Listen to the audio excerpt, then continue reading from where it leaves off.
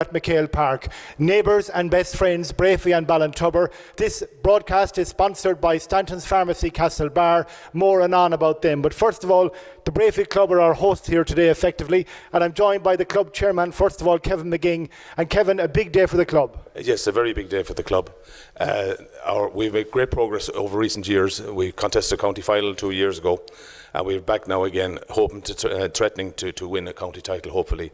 But unfortunately, we have to get over the stumbling block that is Ballintubber, who are the current county champions and are a very, very accomplished side. And you're very fond of your neighbours, I'm sure. Well, we're all neighbours and friends. My own people came from Ballintubber, so I have no problem with Ballintubber. But when the white line is crossed today, I hope that Breaffy will be supreme. From a Breaffy perspective, you have been improving dramatically as a club in the last 10 or so years. Ballintubber have scaled the heights, they've won county titles. You'd like to emulate their achievements, I'm sure. Yes, we would. They're an example to any club in the county, how a small rural area can accomplish great feats if they get their act right, if they get the best out of their players, and if they organise themselves properly. Okay, Breaffy, you don't know the team lineup confirmed just yet. Are the team all okay though? Yes, we're injury free apart from Michael Hall, who's a long-term injury. He's been out for the last long number of weeks with a hamstring injury. Other than that, the team is as selected as far as I know. I'm sure, unless there's a tactical change. Indeed, I'm sure you'd like to say hello to Breaffy people all around the world, and indeed Ballintubber people around the world watching this broadcast. Absolutely, all former players, friends, relations, associates of the clubs in Ireland and around the world are very welcome to this broadcast. Indeed. Thank you, Kevin. People can tweet us on @local streaming. We've already got some messages. We'll come to them later on. Siobhan Dravins is the club secretary. Siobhan, a Sligo woman from Tubbercurry, famous football lineage, the Kilcoyne family, but today it's all blue and white. Yeah, it's all blue and white today. Pure Breaffy now. We're 14 years living in Breaffy, so we feel Breaffy in our blood as much as we feel Sligo and Tubbercurry in our blood. Okay, are you nervous on a day like today? Yeah, nervous on a day like today because I have two sons on the panel. Not sure if they'll be on the pitch because one of them is just getting over an injury. Nervous about the whole thing. Really want to win this. Really want to go forward and win the county final. I know the Kilcoynes. Where did the height come from that Peter brings onto the field? Oh, that's from his dad, Albert Dravins. He's also from Tubbercurry. He's very tall, about 6'4".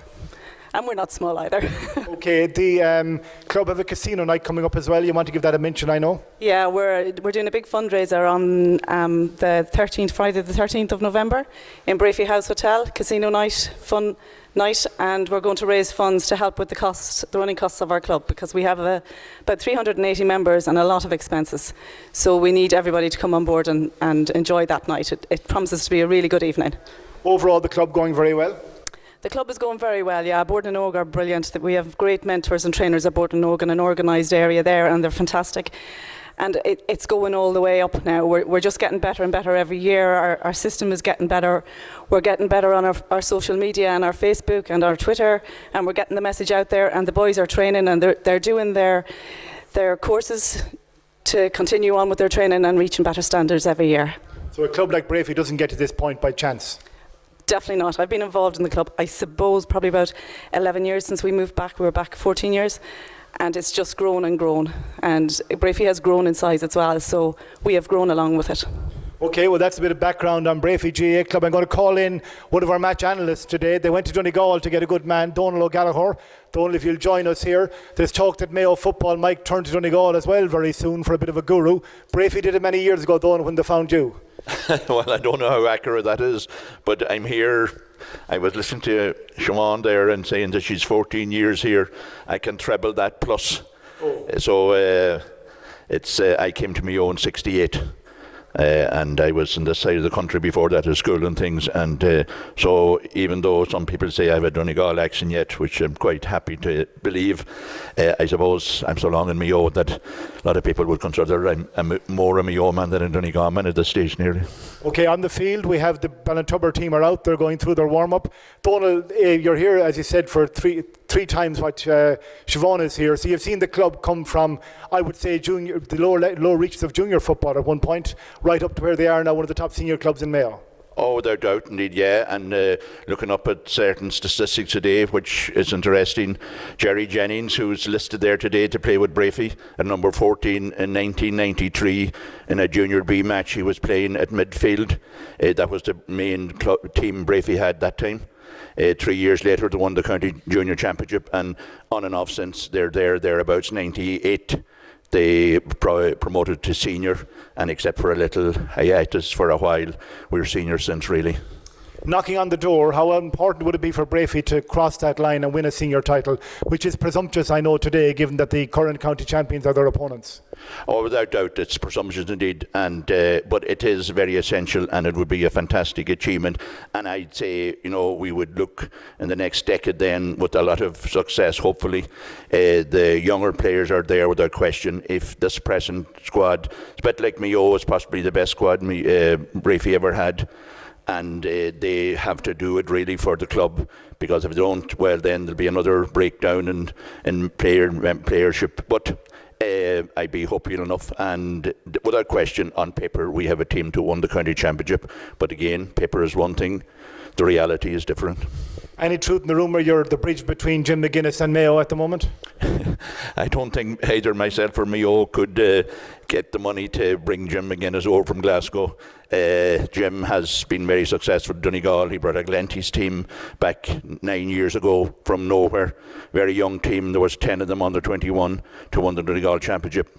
We all know what he did since. Personally, I'd love to see him here in Mayo, but I don't think it would be possible, or indeed maybe he'd eventually get back to Donegal, but his focus obviously at the moment is on Celtic. Okay, thank you very much, Donal. We'll be joining you for commentary in a few moments. Our other co-commentator is Nuala Burke, a member of a famous Breaffy GAA family. As Breaffy take to the field behind us, we'll be focusing on the action in a few moments. Breaffy are hosts here today, though we won't neglect Ballintubber as well. Nuala, big day for the club.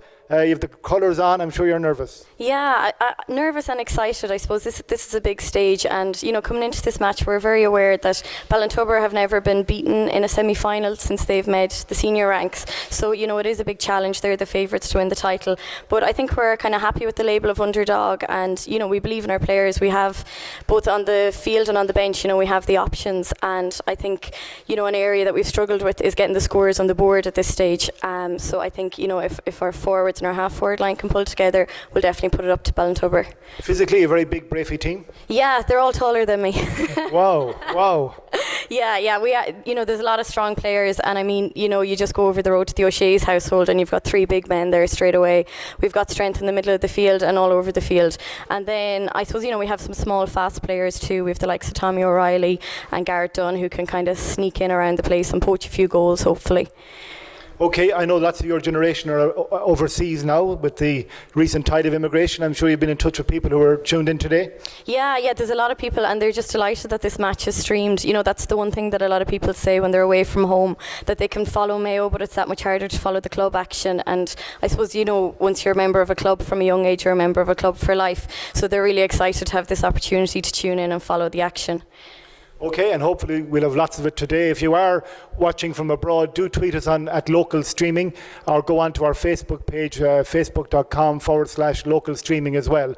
Because we're a low budget, low rent operation, we're now going to swing the camera around. I'll try and move around if I can with it. Camera 7, which way are we going to go? Actually, we're going to go the other way. Well, I won't get around that way. Nuala will hardly make it that way. So as I said, camera 6, 7, 8 and 9 have both gone down in trials this morning, unfortunately. And now we can get a look out onto the field. Bear with us for a moment. As I said, both teams on the field, Nuala and Donal, are checking for any late changes. A lot of speculation that Alan Dillon will not play for Ballintubber. He has had an injury-ridden season, and it'll be interesting to see, does he take his place? Does anybody see him out there yet? They're going through the warm-up, as I said, and we'll check on how he's on his whereabouts and his well-being in a few moments. The Ballintubber team in the programme is Robbie Henley in goal, Colm Jordan in the full-back line at right corner-back, Michael Jennings at full-back, and Dara Moran at left full-back. Half-back line, Rory Martin, Colm Kelly, and there's a change at left half-back, I believe. I think David Gavin may be an injury worry. We're going to check that out very quickly to see what Breaffy are going to do there. At midfield, Robbie Fadden and Seamus O'Shea are listed. Half-forward line, Conor O'Shea, Aidan O'Shea, the captain, and Matthew Ruan, the former Mayo minor. Inside, Gareth Dunn, At full forward, that evergreen veteran, Jerry Jennings, who I was told of this morning, has played football in every single pitch in County Mayo. And indeed, the man that told me said, and he was cranky in every single one of them as well too. And I can attest for that, having seen him against my own Ballinrobe on a few occasions. And left corner forward, Tommy O'Reilly. There's a kind of a Riley O'Reilly thing going on there.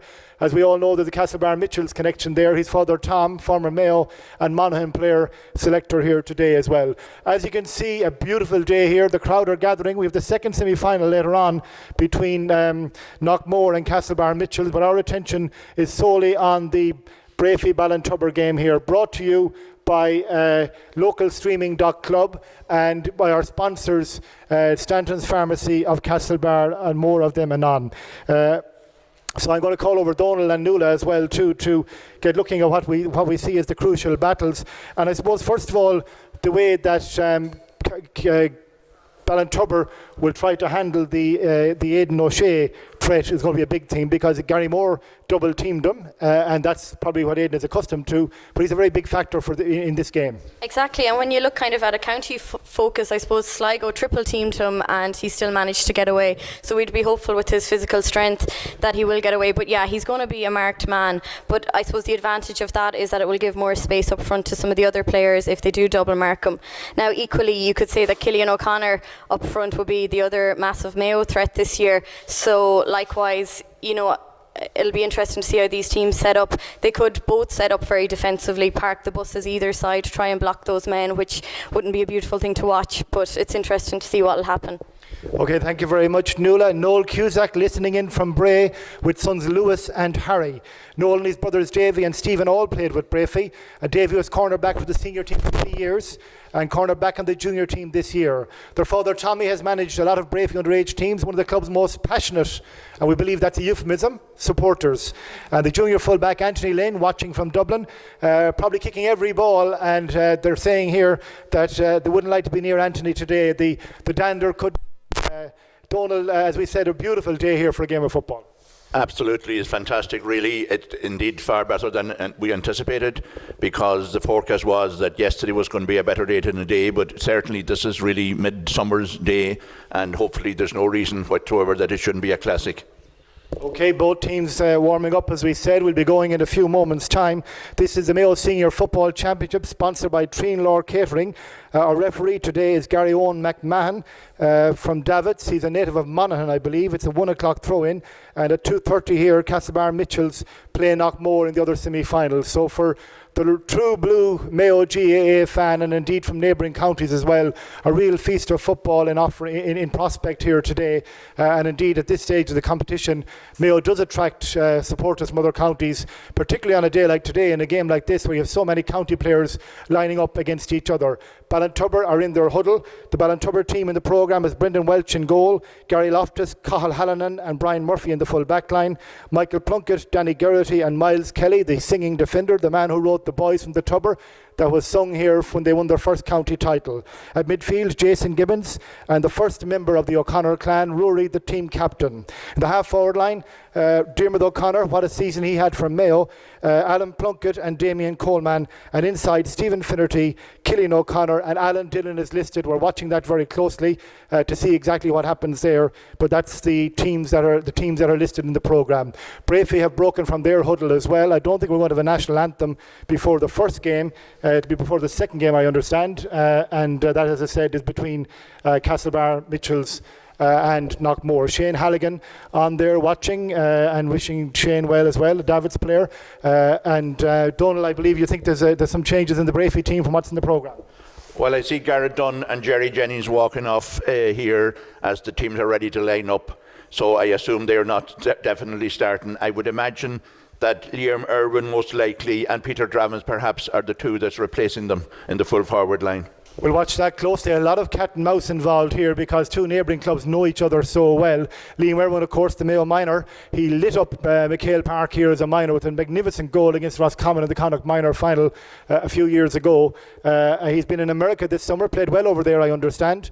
And he's now in the colours of his native Breaffy today with their lovely blue and white hooped jerseys, and referee Gary Owen McMahon has called the teams to the middle of the field. And Nuala, you think you have a change? Yep, I can see Michael Hall is lining out there. He's with his distinctive haircut. I think that's Michael Hall walking down to the corner. Yep. Okay, we'll keep an eye on that as well too. Referee calling them to the middle of the field, and we're about to get going here in McHale Park, the opening semi-final of the Mayo Senior Football Championship, and the game is on, and Big Aidan O'Shea is there to win the first one for Breaffy, going through to the Breaffy defence. Robbie Fadden is there as well too, and hasn't settled yet. Obviously a lot of hard hitting early on as the teams vie for early possession. Free for Ballintubber. Played over here into the left corner. So Alan Dillon does not start for Ballintubber. That's Damien McGing. Sorry, he is starting. Damien McGing is in his position, but Dillon has started. We have another change in the Ballintubber team. Jason Gibbons. We'll pick up those in a moment. Both clubs very tight-lipped beforehand about their changes. Diarmuid O'Connor being shadowed by Rory Martin inside, but no danger there in the cross from the Ballintubber attack. Breaffy deal with it comfortably, and Breaffy come on the attack, but the Ballintubber sweeper Gary can easily gather that up out to Rory O'Connor. Damien Coleman. Alan Plunkett, he's been scoring freely all season for them, puts that one up high. Umpires say it's good. First score of the game for Ballintubber, and it's that man who's been really on form for them all season, Alan Plunkett, kicking that one, and good start for Ballintubber there, Nuala. Yeah, exactly. I suppose this is the start that Breaffy didn't want. I can also see that Gary Walsh has started for Breaffy there, so I suppose he's an extra option. He's a young lad, but he's strong around the middle of the park, so that'll provide a bit of sustenance for Breaffy. Okay, Breaffy trying to set up their first meaningful attack. This is Conor O'Shea, the youngest of the three O'Shea brothers, inside to Aidan.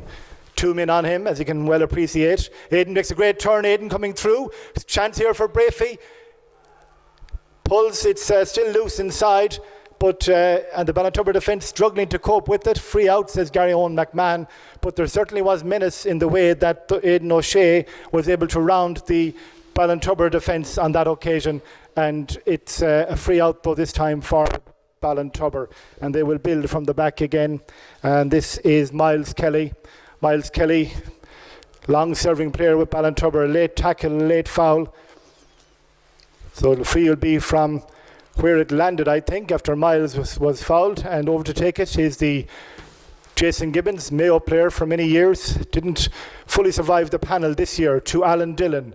Jason coming up along the sideline, didn't gather it correctly though, and it's a line ball for Breaffy.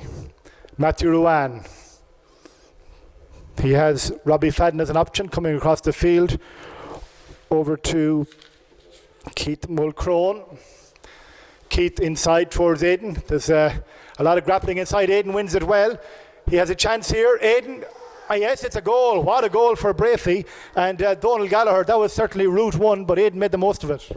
Absolutely, that's it. That was a typical Aidan O'Shea goal. Left-footed, his best choice, and his strengths played the way there. It's clear they're trying to isolate him inside. He's got huge presence in there. Absolutely, Danny Garrity wouldn't have the height for him, but they have switched him back on Aidan. But even that, if he hits the right for him, it's questionable if they would be able to sustain him at all. 1 goal to 1 point. Breaffy leading now in this first half, and here they come again, and this is Tommy Riley. Tommy Riley coming through again, and that's another shot, comes off the upright, and it falls back to Shamey, I think it was, who clipped it over the bar. So it's 1-1. Shamey O'Shea getting that point as well. 1-1 for Breaffy, 1 point for Ballintubber, and that has really settled Breaffy, Nuala. Yeah, exactly. I suppose this is the start that Breaffy were really looking forward to, and it's good to see a bit of variety in attack as well. Tommy O'Reilly was set up there for a goal. He was unlucky, came off the uprights, and back out to Shamey, who popped it over the bar. So this is a good start for us. Good period of football for Breaffy. As you can see, a beautiful day for football here. Robbie Fadden wins the break. Inside again, no marks for guessing the approach they're going for. Conor O'Shea is there. He's a big man as well, being shadowed by Cathal Hallinan, the veteran Ballintubber full back. The ball has gone out and it's going to be a 45. And the mentors are getting water in because it's an unseasonably warm day here in McHale Park, and Breaffy will have this 45. Probably a kickable distance, perhaps for Robbie Henley. Robbie coming off his line, as he's done for Mayo on many occasions as well, Nuala. Yeah, exactly. Robbie scored 4 points in this championship campaign for Breaffy already this year, so he's very reliable as he is for Mayo with the 45s. So it's slightly to the left of the goal, but hopefully he'll be able to pop it over. Yes, so Robbie Henley, the Mayo goalkeeper, was a great Mayo minor goalkeeper in the mid-2000s, has progressed onto the senior team, and he's taking his time with this one, Robbie. Breaffy very conscious. They were telling me beforehand about getting a good start, and they've certainly got that 1-1 to a point, the scoreline. And Robbie comes, he kicks, travels high, but to the left and to wide. No addition to Breaffy's tally there, and it's Breaffy or Ballintubber will kick out as well. We have 5.5 minutes gone here at McHale Park. The Ballintubber goalkeeper is Brendan Welch, a member of the Mayo panel a few years ago as well. Brendan tries to place it towards Jason Gibbons, but it falls short, and Robbie Fadden has it for Breaffy. Out across, great ball across here. Breaffy coming through, great chance for Breaffy inside, and that's the simplest of tap-ins. The simplest of tap-ins for Breaffy. A really defence-splitting move. I think the finish was by Tom Riley. It was. The work was done coming in along the wing by Gary Welch, and that's another great goal for Breaffy, Donal. They're making it look easy there. Well, they were very, very penetrative there, the way they got in. Gary Welch made, as you said it, crossed nicely, and Tommy all had to do was just tap it in with the palm of his hand. Very successful move by Breaffy. The short kick out caught them out, caught Ballintubber out, and Shemi O'Shea made the breakthrough originally. Yes, and a great win from the kick-out from Robbie Fadden, and that settled Breaffy in that move. So Ballintubber, the champions, under pressure here at McHale Park. 2 goals and a point for Breaffy, 1 point for Ballintubber. Rory O'Connor for Ballintubber. To Jason Gibbons. He has options inside. Killian is calling for it. Ballintubber played slowly through. It's Miles Kelly trying to get into a kicking position perhaps, and that's Damien McGing. Damien McGing dispossessed though, and Aidan has it, and Breaffy can come away, and that's Colm Kelly. And this is Gary Welch, but he didn't get there. So Ballintubber on the attack again. Killian kicks. It's spinning off his boot a little bit. Robbie let it go. And Ballintubber struggling to settle yet. For a fine championship side, it would be perilous to write them off just yet. Yeah, an uncharacteristic wide there by Killian O'Connor. I can also see here Micheál Jennings is picking up Alan Dillon. Well, he was up to this point and tracking him out the field. It seems Colm Jordan has switched on to him now. So Breaffy with their kick out again. Winning a lot of possession, Breaffy look comfortable so far in this game. And Micheál Jennings there to Robbie Fadden. Breaffy again playing a possession game. They have a lot of options inside with Connor and Aidan, the big men that they can target. And this is Aidan pleading for a free. Danny Geraghty is on him. Big hit there. Aidan shakes off Gary Loftus. Gets around Gary. He has Gary Welch behind him. Over to Keith Mulcrone. He's done well. Wasn't named to the original team. But this time Ballintubber can nip out the trouble and they come up the field. Breaffy again dispossessed though, and they really are in control, it must be said, in these early stages. Really are in control. Micheál Jennings in towards Connor. Connor shows well, gets a little bit of a nudge. The Ballintubber defence think it may have been a little bit harsh, but there are options there for Breaffy, Donald. They can drop Connor in front of goal and Aidan in front of goal, so it's not simple for Ballintubber to counteract that. No, certainly Connor has gone in out to the full forward position more or less, Aidan out around the 40, so it's confusing the main backs of Ballintubber, and certainly their strengths is showing up at the moment. The physical sense of Breaffy forward line is showing up very well. Tommy Riley with the free, suits a left-footed kicker. Arcs it, and the umpires go to the flag, and that's another point for Breaffy, and that gives Breaffy considerable cushion now. 2 goals and 2 points to 1 point. An outstanding start, Nuala. Yeah, brilliant start there. I'm glad there's no Hawkeye here in McHale Park, because I'm not certain that one went over from my vantage point. I thought it was a bit dubious as well, but The umpire gave it. He's the man perfectly positioned. And Ballintubber trying to get their game going. Cathal Hallinan. He is Jason Gibbons. He uses Jason. Tommy Riley putting on the pressure. It's an unequal challenge physically with a little bit of afters. Now Tommy Riley has gone to ground, as you can see. The referee is calling. He's possibly going to his linesman, I think, to see exactly what happened. Tommy Riley is back on his feet and making his way back inside. He won't forget his engagement with Jason Gibbons in a hurry. Jason is going over to see what the referee and the linesman are deliberating about. 10 minutes gone here in Elvery's McHale Park in this Treenlaw Catering Mayo Senior Football semi-final, sponsored by Stanton's Pharmacy, Castlebar, and their online shop as well too. Very successful online shop. Ballintubber on the attack. Can Killian work something? He has come through on the left wing and shoots across the goal. Did Robbie get a hand to it perhaps? No danger now though for Breaffy, but it did look perilous a moment ago. Micheál Jennings to tidy up now, and Breaffy coming out of defence again. Assured work by Breaffy after the initial threat posed by Killian. Yeah, Killian seemed to turn over Michael Hall quite easily there. Maybe Michael slipped on the surface, but they need to tighten up in defence and stick to Killian. So, Ballintubber pressing again. Alan Dillon fouled out there. As we said, there was a severe doubt about him starting. He didn't start the last day. He does start today. And they badly need to get Alan Dillon into the game. He's a very influential player. He goes short on this occasion to Michael Plunkett, former Mayo minor. Dillon working his way again, keeping with the right foot. It's very high. The umpires give it the nod, and that's Ballintubber's second score. 2 goals and 2 to 2 points. Alan Dillon beginning to manifest himself there. Absolutely, he is the most dangerous person there, but he's a real creator of play. And he worked it there, took a short free, took back the pass, and put it over from about 45 yards out, near the stand actually. It's a great point for Ballintubber. Ballintubber beginning to assert themselves now. That kick-out was won by Miles Kelly. Alan Dillon, Michael Plunkett has played in the forwards previously. Still coming through. A very good tackle by Micheál Jennings. And Breaffy can come out of their own defence. Keith Mulcrone was back there working as well too. And here they come again, Breaffy. Shamie O'Shea making the hard yards there. Micheál Hall up to a very busy Tommy Riley, giving the Ballintubber defence plenty to think about. That pass was misjudged though, and Ballintubber counter. Jason Gibbons. Brian Murphy. My apologies, that's Damien Coleman. There's a Breaffy man down off the ball as the ball comes in. This looks dangerous. Robbie Hindley coming off his line, gathers it, and a sort of somersault after gathering it. And we've a Breaffy man, 2 Breaffy men down in fact.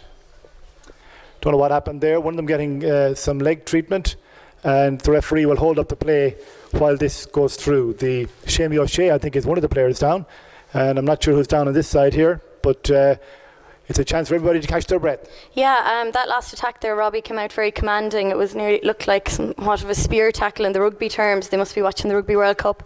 But yeah, he came out very commandingly there and cleared his lines, which is good to see. Yes, assured play by Robbie Hindley. The other Breaffy player down was Gary Welch. He looks a little bit shaken from his experience there, but both he and Shamie ready to go again. Yeah, exactly. And I mean, both teams will be prepared for a very physical contest today, but I think it's played in a good spirit. Indeed, an excellent spirit. Damien Coleman being shadowed by Rory Martin. Coleman wins his free, and it looks a very kickable distance for one of Ireland's most reliable free takers, Cillian O'Connor, and Ballintubber inching their way back into this. They're not county champions for nothing. Indeed, they've been county champions on a number of occasions. They've learned a great deal about how to stay in games, to keep in touch, and not to panic when things are going against you. So 2-2 to 2 points. Cillian standing over the free.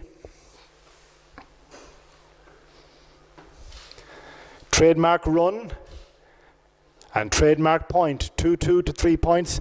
Donal Ballintubber inching their way back into it. Yeah, certainly in the last 6 or 7 minutes they have been far more active than previously. We've got a lot of the breaking ball around the halfway line there, so certainly that was an excellent point by Killian O'Connor. So from that point of view, Breaffy will need to settle down again and get up and at it again. So up and at it come Ballintubber. Jason Gibbons, Rory O'Connor, Damien Coleman. Back to Rory. Killian is calling inside. Out the field again to Jason. Retaining the ball, Ballintubber's primary goal here. Alan Dillon, one of the great users of the ball. Short to Miles Kelly. This is Adam Plunkett. A virtual scoring machine for Ballintubber throughout much of this year. It's patient. Carl Hallinan. Inside to Damien McGing. He had a huge influence on a county final a few years ago when he came on as a sub. This one is not going to come in though, and it's gone right and it's gone wide. And Breaffy are bringing on a substitute, and it's Dylan Cannon who's coming on. I wonder who's going to come off here. I don't know, is Gary Welch how he's fixed after his earlier exertions. Perhaps it's there's a man coming off here. Is that Michael Hall? Yes, Michael's had a lot of injury lately, of course, Donal. He hasn't survived this one. No, not at all. He was very doubtful, and surprising really to see him there. The hamstring that was tweaked there a bit fortnight ago, and obviously he didn't make it back. He's holding his left thigh there as he come off the field. It's a pity for Breaffy, because certainly Michael Hall is a great addition, and with the ball now in the middle of the field again, Ballintubber are inclined to control the middle at the moment. Yes, a big change in the middle of the field. It is all Ballintubber the last few moments, and the loss of Michael Hall, a great Mayo minor in his time and a member of the Mayo senior panel as well. Good ball inside to Killian. He just doesn't gather it, and the Breaffy defence, who are watching Killian like hawks, managed to deprive him on this occasion. But there is no doubt when Killian gets ball in there, if he gets it clean, he will be extremely dangerous. Good game of football so far, played, as Nuala says, in an excellent sporting fashion. Conor O'Shea against Cathal Hallinan. Cathal is claiming that Conor overplayed the ball, and Breaffy having none of it, not interested in that. Robbie Fadden, Shamey O'Shea. Shamey up along the right wing, a good ball inside. Aidan is in there, but there's three there. Can he get this one? He can. What a man to win ball, Aidan O'Shea. Turned onto his left foot, his favoured left foot. Swings it in. I think it's going to go across. It mightn't even go wide. It does eventually go wide. But a great win there by Aidan inside, Nuala. Yeah, the isolated Aidan inside in the full forward line is working very well for Breaffy. Obviously he wasn't quite accurate enough at that stage, but he's won the ball against three men, so he's doing okay in there.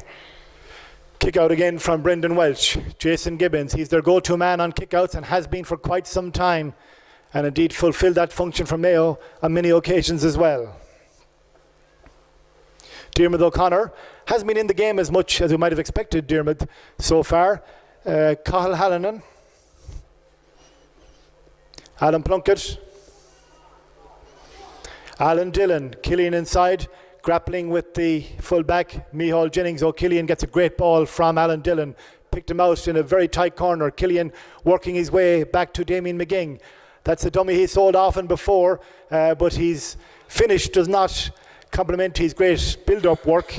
As I said, Damien came on here in a county final, I think possibly Ballintubber's second county final victory, and scored a crucial score to help Ballintubber over the line on that occasion. 2-2 to 3 points. Damien will be very disappointed with that shot himself.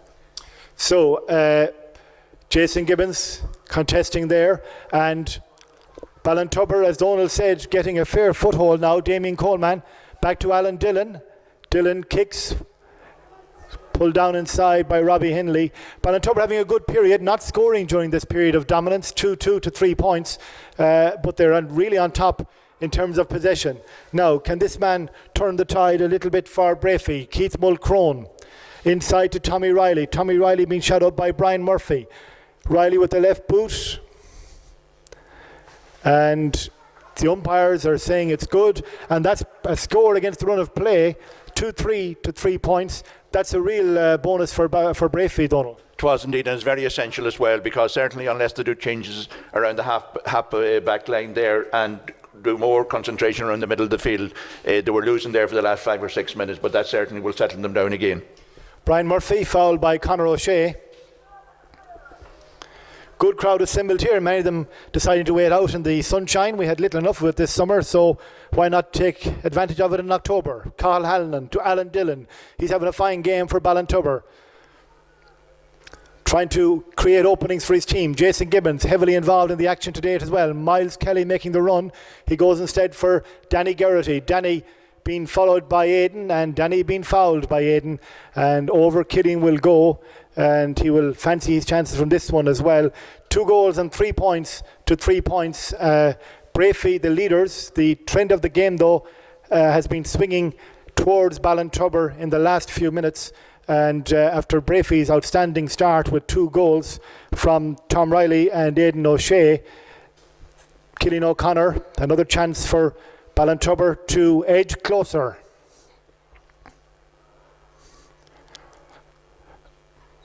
And no surprise there, Killian takes advantage of the opportunity.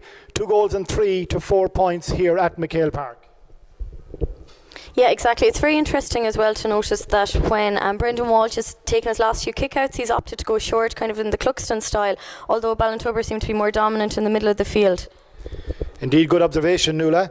We have 20 minutes gone here in this first semi-final, and Ballintubber on the attack again. This time, Colm Jordan, member of a famous Breaffy footballing family, tidies up. Breaffy have men back. Rory Martin, Robbie Fadden, Shamey alongside. Shamey looking up to see which of his tall brothers are inside. This time it's Connor with Tommy Riley. Oh, great take by Conor O'Shea, and turns Carl Halloran. Can he get away? Coming through, he has goal in his mind. It's the referee has pointed. It could well be a penalty based on the location. I'm not so sure what he's doing. Certainly Connor was in or around the penalty zone, but I think it's a free though. It's going to be a free. Yeah, I think the referee had given advantage where he was pulled down after getting a fantastic catch there. He was going to pull back, and the referee had given advantage, and when he had missed kick, then the ball was brought back for a free on the 21 or 25 yards out. Okay, and the free will be taken by the man who won the free. That's Conor O'Shea. The umpire is calling in the referee. Perhaps something happened there. The scoreline is Ballintubber 2 goals and 4 points. Breaffy 2 goals and 4 points. Ballintubber 4 points. The umpire inside talking to Gary Owen McMahon. We don't know what happened there. It was a dangerous attack, a great catch by Conor O'Shea from Shamey's pass.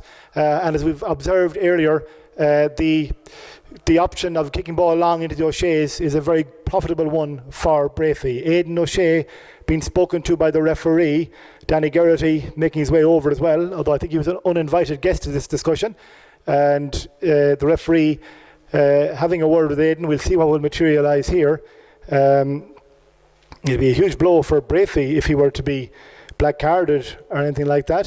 The referee reaches for his yellow card. I'm not sure that both of them get it. I think both of them may have got it though. Both of them actually got it, yeah. It was off the ball there just as the high ball came in, that there was a bit of tussle between them. Harmless stuff, but I suppose the referee had to be seen doing something at that stage. 2 big men, Danny Geraghty and Aidan O'Shea, 2 powerfully built men. Breaffy settling down again now. Keith Mulcrone. Shamey O'Shea. Into Connor, a bit high this time. Carl Halloran can put on the pressure. Gary Loftus trying to let it out wide. I think there's a free rather than a wide, a free out. Tommy Riley's attention's a bit overzealous on that occasion, and the free, is it free taken or is he going for a kick out? Brendan Welch seems to think it's a kick out, so perhaps that's what it is, a kick out for Ballintubber. 2 goals and 4 to 4 points. Those early goals from O'Shea and Riley having a huge bearing on this game. Miles Kelly wins the break. Ballintubber have Alan Dillon inside. Breaffy have men back. Good block there. Yes. And Robbie Fadden back to Colm Jordan. Fadden again getting back into the move. Accomplished play by Breaffy coming out of their own defence on that occasion. Matthew Ruan looking to see what's inside. Inside is Connor. It's a bit wasteful though. It doesn't make it across to where Connor was located. And we'll watch Brendan Welch kick out here. Is he going to go quick again? He is going quick. Cluxton style, as we said. And Ballintubber obviously trying to win ball without having to contest it in the middle of the field where Breaffy are just so tall and so powerful. Not that Jason Gibbons and Rory O'Connor are shrinking violets by any means. Here is Jason Gibbons. Damien Coleman. Brian Murphy made a run. He gives it instead to Diarmuid O'Connor. Strong running player. This is his first chance to go at the defence. Pans it out to Alan Dillon. Rory O'Connor through to Danny. Rory back again. Are they going to try and engineer a goal chance here? Back to Killian. Killian with the left boot. And Killian over the bar. 2 goals and 4 to 5 points. And Ballintubber would be very happy to have reached this position considering the trouble they looked in early on when they conceded those 2 early goals. Robbie Henley looking up. The sun is blinding him here today. It is really like a high summer day. And it makes kicking out the ball or indeed fielding the ball against that sun very difficult. Ball goes all the way as far as Tommy Riley, having a big influence on this game for Breaffy. Robbie Fadden. Aidan O'Shea. Shamey O'Shea. Connor calls inside. He's 1-on-1. Although Gary Loftus is not too far away from the Helen and O'Shea duel inside. Aidan and Danny. Meaty collision again. Free for Breaffy. Yeah, I think Aidan engineered a free well there, but Danny Garrity is sticking close to him. And I suppose the one thing Breaffy would want to avoid is Aidan losing his temper at this stage.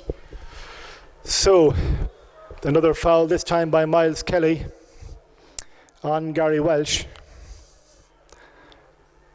Robbie Fadden kicks it quickly to Tom Riley. Oh, lovely turn by Riley.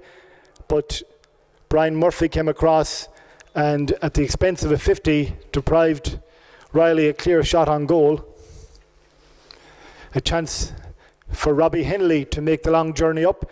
He's had 1 shot already. It went wide and he may have found his range on that occasion, maybe more hopeful this time that he can land this one. 2 goals and 4 to 5 points. And Im McAndrew, the linesman, tells Robbie where to kick it from. Water being passed in at a furious rate because it really is very warm here at McHale Park for this time of the year. Robbie, not a very long run for the distance he's kicking, but hoping to get the accuracy on this occasion. Left and wide again. No change in the score. 2 goals and 4 to 5 points. We have 27 minutes gone here at McHale Park, and yet again Ballintubber hoping to go short. They're really trying to work it out the channels and to avoid the big collisions and the big fielding contests in the middle of the field. This time they have to go for that though, and Robbie Fadden in there trying to win it for Breaffy. Diarmuid O'Connor gets it, makes good ground to Jason Gibbons. He has Killian beside him, puts it in front of Killian. Colm Jordan comes out back to Jason Gibbons, and the referee I think is saying that Colm Jordan was fouled. He's calling, I think, Killian. He's judged it to be a Breaffy free, and I think there's a Breaffy man down in the middle of the field. It's number 19, Keith Mulcrone, is down, and I don't know how Colm Jordan is after that. He was spun in midair. Killian seems to have picked up a knock as well. We'll just see what the referee is going to do here. Yeah, exactly. I think Colm came strong for it, but I didn't see any foul in it. He came strong and Killian was playing the ball, but Colm seems to came out the worst of the two. Yes, he certainly tore into it. It was a real 50-50 ball. He had to come very strong for it. The referee seems to think that Killian may be worthy of a card on this occasion. Colm Jordan is the player still down there, and Keith Mulcrone in the middle of the field is down. So we have to see how both of those players are. Breaffy, no more than any club team, can't afford to suffer losses of players. Diarmuid O'Connor for Ballintubber really seems to have come into it now in the last 5-10 minutes. He's getting on the ball a lot more, and as we well know, he's a very good scoring threat for Ballintubber, so he seems to have built himself into the game a bit more in the last few minutes. Yellow card for Killian O'Connor. Keith Mulcrone still getting treatment in the middle of the field. Colm Jordan is back on his feet, but he's not 100% just yet either. The referee is asking Robbie to hold on. I think he hadn't initially noticed that there was a second Breaffy player down. So Keith Mulcrone receiving treatment. Donald at Ballintubber probably dominating more of the second half of that first half. Oh, without doubt at all. And as Noel said there, surprising enough indeed in a way, but Jeremy O'Connor's only after coming into it. He got a few balls there in the last 6 minutes. And certainly Ballintubber have dominated the last 15 minutes, the last half or the last quarter of that half. One of the surprising things, and it'll be interesting when the statistics is showing, the number of frees Ballintubber or Breaffy are conceding, if that's the way to put it. I'd say at this stage it's 3-1, 4-1. Now, fairness, Breaffy got the last 4 frees, but up to that, there was no frees at all. They were conceding frees more than getting anything, which is interesting. But Alan Dillon's on the ball now. Okay, and Danny Geraghty coming through. There was a great fetch by Jason Gibbons there. Oh, Danny off the upright. Unlucky, it was a good shot. That move started with a wonderful fetch from Jason Gibbons in the middle of the field, which makes you wonder why Ballintubber are not necessarily letting him contest a lot of those kickouts from their own ones, because he's well able to do it, as he proved there, winning that Breaffy kickout. It's a line ball for Breaffy.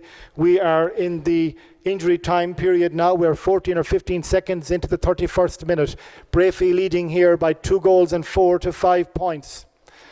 Rory O'Connor in a good challenge there, but Brian Murphy able to tidy it up for Ballintubber. Rory, will he let it in long towards the end of the half? Damien Coleman. Miles Kelly. Gary Loftus running on his left. Miles uses Gary. He has Alan Dillon beside him. Will he try to draw the man and create a scoring chance for Alan? It's too tight for Alan on this occasion. Back to Damien Coleman. Into the corner where Damien McGing is... Sorry, it's Gary Loftus up a long way up there. He's the similar build to Damien McGing. But Gary Loftus a long way from home there. Aidan O'Shea. Big challenge. Aidan shrugs it off. And he can probably expect another one now. And this time the referee says he was... barging. It's not a very popular decision on the Breaffy sideline, right in where Aidan is there, and Gary Loftus to Killian. Diarmid being swung around by Keith Mulcrone. Danny Geraghty. Positions no longer really mattering, players popping up in all sorts of places. Rory back to Danny. Danny Geraghty getting forward a lot here today. Killian. Superb kick and a great boost for Ballintubber going into the half-time break.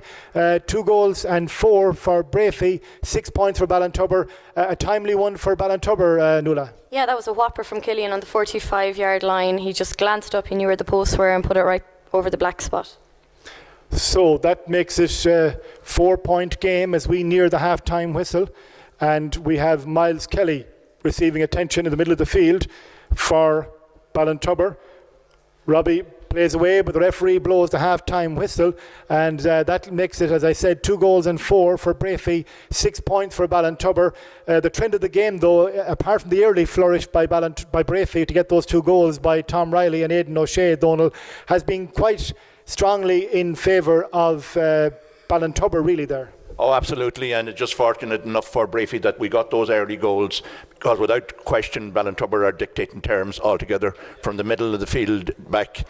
Their half-forward line is playing Breaffy out of it, and unless something happens in the second half, without question there's men to come in there, but Breaffy's defence, the substitution for the defence is always doubtful, and they haven't the physicality in defence that they would have with the likes of David Gavin and now Michal Hall-Messina as well.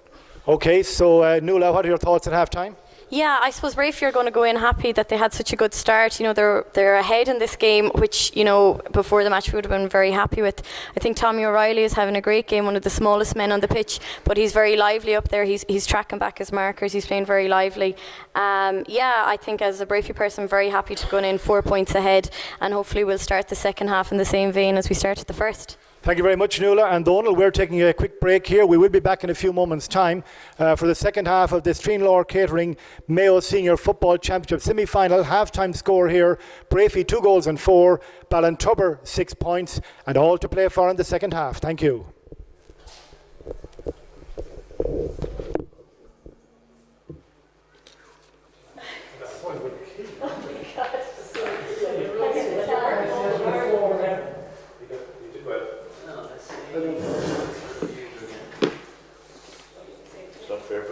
Subs. I can't feel sorry now for I know. My glasses are at home. They would be helpful at this I have stage. to use wear two pairs. We're just.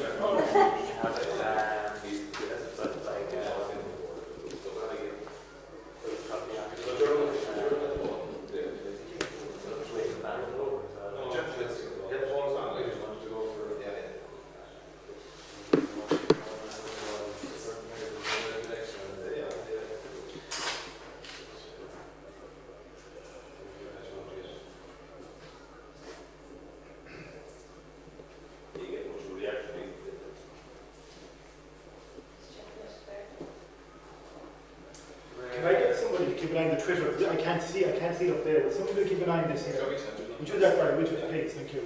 So basically, you just the notifications here. I'd say for me, we just and well between yeah.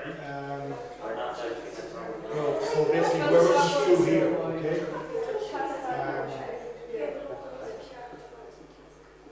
Rights restrictions in County Clare. I got that as well. It's just on the main website. So you were working your way through what you used to be. Might have to watch it yesterday, yeah. So I think that was up over there. 600 views there, and it's been dropped. Yeah, a couple of weeks back actually. Yeah, we're getting a couple of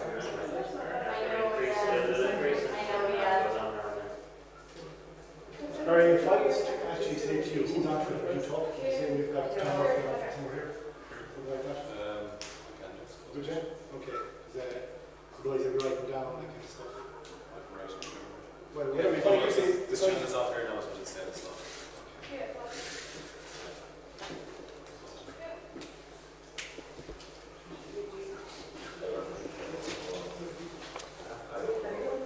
stream not available in my area with rights restrictions. What's that? What? I presume we're just doing this match.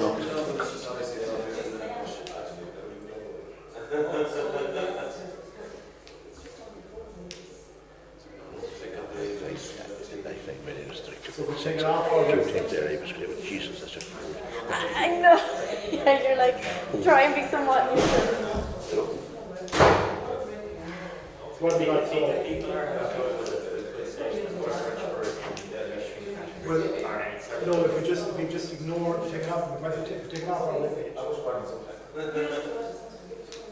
Great crowd.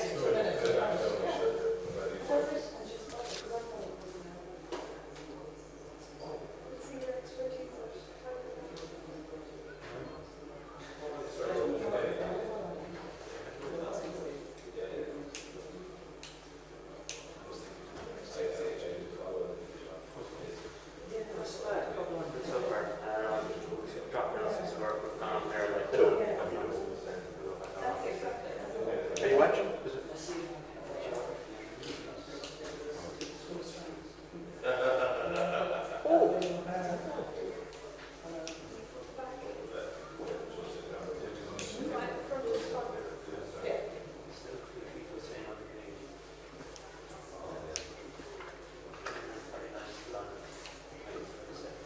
How many people are watching it? At the moment, there's no people doing it with. Is it? With it, like with us being a. Yeah. Covering the people who So my list of users at the moment. Wow. How many? With us, they can have. Where is she? And what was that? He's watching it. Anthony, Average time is 30 minutes. You can watch it, of course, that'll be the. Yeah, Lovely yeah. day actually here. We have to turn them off.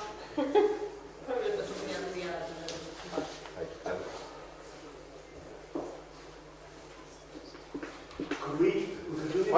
No, we'll go through now. Oh, this fortnight, or no, I Okay. bother if we never. no, just this Yeah, fortnight. no, just so I Wait a minute, wait, look, it's anything. around with the people. Oh, yeah, And I'm talking, it's like that now, so.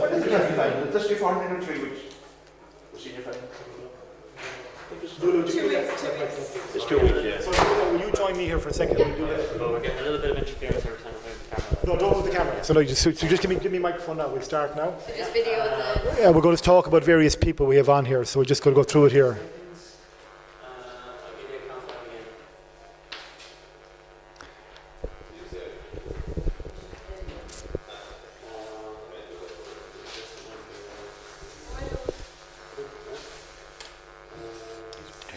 You come in with me. Get it. 1 second. Get a chair beside me here. Yeah.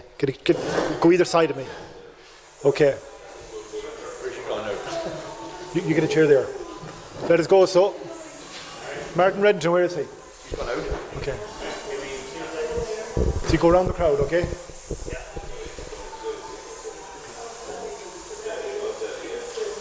What's that noise, folks? And welcome back to McHale Park here in Castlebar, Elvery's McHale Park. Both teams going in for half time, a chance for us to catch up with various people who are watching on our website, localstream.club. And if you're having a problem there, which might not be much good to you if you're not getting this, try to get through to the Ustream link rather than watching it on our website. That may be causing you a problem. Hello to Jared Murphy, listening or watching out there in the Isle of Man. I'm not sure what side you're following, Jared, but good luck to you. Do you know Jared Murphy, Nuala? I do. Jared Murphy's a good Breaffy man, and he would have went to school with Seamus O'Shea. They would have been good friends growing up, so I'm delighted to see that he's tuned in today. We have Mary Vallely. I think she's possibly following Knockmore or Castlebar Mitchell. She was inquiring about that game. Adrian Ryan on there as well. Kieran Cawley, Derek Ryan, Brendan Mooney from Kilchimott, the Neil GA Club. They're here next Sunday. We're streaming that game as well. Their county intermediate final with Hollymount Carramore. Rob Murphy, Ballinrobe man, commentator. Jason, you're listening, I'm not sure where. I know you're overseas as well. Jason McGing, I think, is listening there as well. Sean Grealish says hello to Sarah Grealish, who can't be here today. His daughter, Sarah, watching on as well too. And we have people, Donald Gallagher, you have some people too. Yeah, good neighbours and Breaffy people. Dolores Gannon, former treasurer, her husband Dermot, her daughter Lorraine and granddaughter Erin Oren Kent. I hope it's not as nice as it is here today, Dolores and Dermot, because you had it too soft for too long. Lisa Dillon, sister of Alan and Gary, the Ballintubber footballers, is tuned in as well. I know she's overseas. I'm not exactly sure where she is. Nuala, you may know. Yeah, Lisa's a teacher over in either Dubai or Abu Dhabi. I'm a good friend of Lisa's. And Do you don't know where she is? Dubai or Abu Dhabi. She's in the United Arab Emirates anyway, and I'm sure she's a great Ballintubber and Mayo supporter, so I'm sure she's cheering on and probably devastated at this stage. So I'm delighted that she's a bit upset at half time and that Breaffy are 4 points ahead. A fantastic step into the 21st century, says Lisa. Mayo_Mick, Mayo Mick as he's known, Michael May. I think he blogs in the Mayo GA blog on that name as well too. Manhattan Gales are watching in Manhattan, of all places. Paul Grady from Murrisk is there as well too, and we've other people coming through on Facebook as well too. We'll try and pick up on those. And of course a great Breaffy man who's not here today, a great servant of the club who passed away in the past year, a hugely respected figure, Jack Sheridan. He would be remembered in a day like today by Breaffy people. Oh yeah, Jack was an iconic figure of Breaffy. He was everything that stood for the good of GAA in general. He was on the Breaffy committee since 1959 when he was only 17 and a half years of age. Died tragically there, well not tragically, died of that long illness there a few months ago. He was president of the club at the time of his demise. He was a trustee of the club. It was certainly everything you could expect from a GAA man. If you're listening, you want to tweet us, it's at local streaming. And hello to everybody listening in Dunmore as well. There's a Dunmore connection on the Breaffy team, of course. Geraldine Martin, who's mother of Rory Martin, the Breaffy player, is a first cousin, of course, of the great Tommy Joe Gilmore, the Galway centre-half back of the 70s and indeed for some of the 80s as well. One of the great characters of Gaelic football. Donald, you have somebody else too? Well, when you mention Geraldine, we better mention Peter. He's a Dunmore man as well, the father of Rory Martin, and of course a former chairman of the club. MJ Reddington is also Dunmore, so we have certainly a Dunmore connection in the Breaffy club. Is there any sign of MJ going back to Dunmore? Well, we wouldn't be that lucky in Breaffy perhaps, but then again you never know. No, MJ is no more than the rest of us domiciled and no doubt will be buried up the Cottage Road eventually sometime. Yeah, in Breaffy we suffer, with a lot of blow-ins that kind of blow in and stay a little bit too long. Don't blow out, is it? Yeah, exactly. But, you're lucky today that you have a Breaffy stalwart here as well, to keep these blow-ins under control. You're the real thing. That's it, the real deal. Okay, Sean Luskin in Tullamore, the former the Neil and Mayo and St. Jarlath's College footballer as well. Mark Ronaldson, the Mayo footballer. He was playing for Shrewd Glencorb against Ballinrobe last weekend. We did an audio commentary on that. Lorraine Gannon, Darren Duffy, of course, he's the Ahamore attacker, colleague of our cameraman here today, Anthony Morton, who does all the video work for Ahamore GA Club and is involved in localstreaming.club. Alicia McLaughlin, tuned in as well. I'm not sure exactly where you are, Alicia, but you're welcome along. We're waiting for both teams to come out in the second half. Rena Gallagher is tuned in as well too. And Rena Gallagher is Donald's daughter, so I'm sure she's tuned in and enjoying the commentary as well, and probably saying, "Stop talking, Dad." There's not much sign of that happening though, is there? No. So both teams will be out for in fact, here come Ballintubber. Stephen Broderick, he became a father recently. He's wearing number 23 and he's on in the middle of the field. I'm not sure who's gone off. Donald Gallagher has gone off to check that, to see who's off the Ballintubber team. Stephen Broderick, experienced player, former Westport footballer, and we mentioned Paul Grady earlier on, the brother-in-law of Paul Grady. In fact, I think the son's name is Jonah, if I'm not mistaken. And we're waiting on Breaffy as Donald Gallagher scouts the field to see what the change is that allows Stephen Broderick on the middle of the field. And we're looking around for any other changes as well. Killian O'Connor is there. He took a knock in that blow in that challenge with Colm Jordan. If you're listening, as I said, or watching on, please do tweet us or get onto our Facebook page as well too. We'll be here next weekend as well for the intermediate football final between Hollymount Carramore and the Neil and all South Mayo battle. Gary Loftus appears to be the player that's gone off the Ballintubber team to allow Stephen Broderick in, so there'll be some positional changes to support that. Rory O'Connor gone back in defence. He's the team captain, very comfortable in the defence. He has played lots of times there for Ballintubber, and in fact probably made his name as a wing back. Breaffy, I hope they're not gone home, Nuala. No, at 4 points up, we'll come back out and finish the job, hopefully. I'd say, Breaffy, they have a very good management structure in place, and I'd say they're using this time to hydrate. It's such a warm day, as we've mentioned. And I can see them now like greyhounds bursting onto the pack. So here they go. They're enjoying a 4-point lead, but it's precarious. It was earned early on with the goals from Riley and O'Shea, and they've had to defend for a lot of that first half. So we have a very exciting second half in prospect here, and we will have Barry watching our Twitter in the second half. Barry Welch from Kilkerran Clonberne, brother of that most gifted of Galway footballers, Shane, if I'm not mistaken, who tweeted us last night as well too. And anybody who's been in Kilkerran Clonberne's grounds, the community grounds, the All-Ireland Masters final was played there last year on the wettest day of the year between Mayo and Galway. It's a fantastic setup there, and Donald Gallagher has volunteered as well to do the time in this second half, so we'll keep you fully tuned with what's happening in the second half, and the game is on, and Stephen Broderick wins that first ball for Ballintubber. Damien Coleman inside, but tidied up by the Breaffy defence, and Gary Walsh had a chance to come out of that. It just escaped him, and Ballintubber to build again. Michael Plunkett, centre forward in the Mayo Minors a few years ago. Inside to Killian. Killian shows well. Danny Geraghty coming up the field. Powerful run by Geraghty. Diarmid alongside just can't keep his footing. He's been fouled. There was an altercation between Micheál Jennings and Danny Geraghty as well, I think. But the free will be for Ballintubber, a free for Killian. This will bring them back to 3, and the scoring graph favouring Ballintubber since that early Breaffy burst.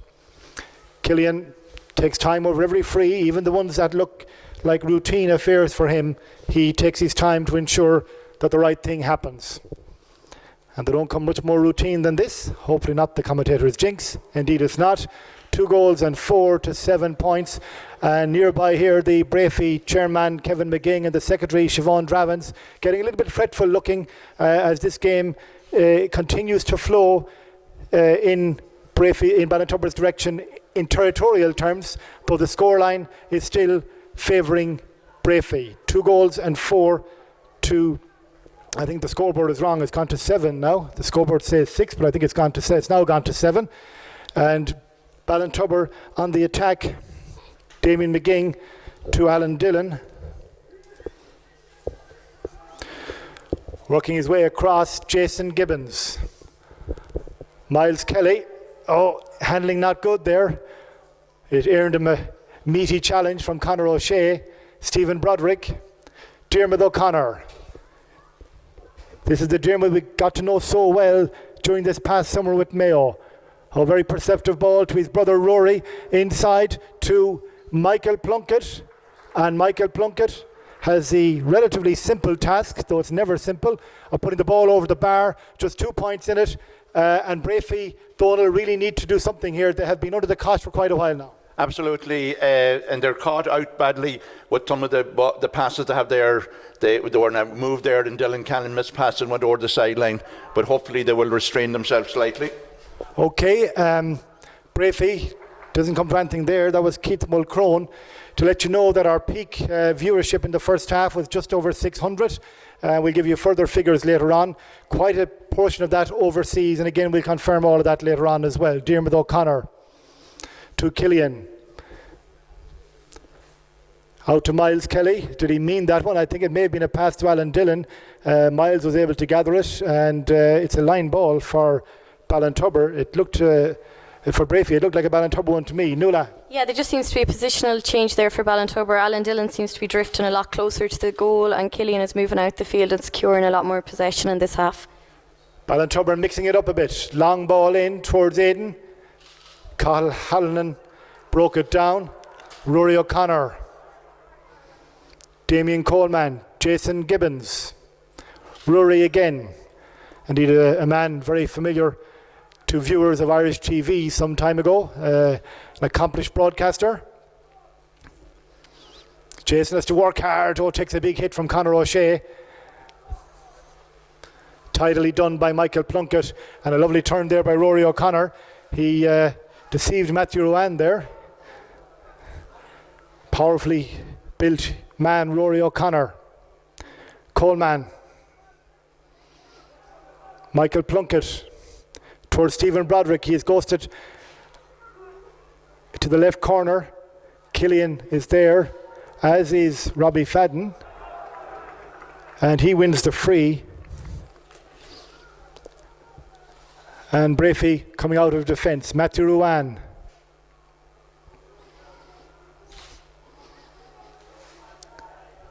Robbie Fadden. So it's my apologies, that's Shamey, of course. How could I mistake that distinctive figure? Conor O'Shea nearly had the run on Jason Gibbons there. He's going to try it again. Across to Gary Welch. Has to work hard to get it. Doing well to retain possession, however long he can continue with that. Matthew Ruane. And that's a settling score, Donal, for Breaffy. They needed that one. Yeah, took it very well by Matthew. And great work by Gary Walsh, because he was being hounded there and kept going though, and passed it on to Matthew, who tapped it over there from about 30 yards. So that's a settler, as we said, 2-4 to 8 points. We have a 2 point, it's 2-5 now, isn't it? 2-5 to 8 points. We're going back to a 3 point game. Yeah, I mean, Ballintubber had scored 5 or 6 points there unanswered, so it was an important score for Matthew Ruane. That one not got up on the scoreboard yet, so we just keep an eye on that. It seems to, maybe the batteries in the scoreboard. I know from operating those scoreboards, batteries can be a bit problematic at times, so we'll keep an eye on that. By our reckoning, it's 2-5 to 8 points. And Breaffy are warming up. Gareth Dunn, described by Nuala beforehand as a good man to hang around and maybe stick a goal. Yeah, I think he scored 3 goals in the championship so far this year. He's a young player, but he's very exciting, and he can be a good match for one of the big O'Sheas in the full forward line. He's a good man to take a ball and pop it in the net.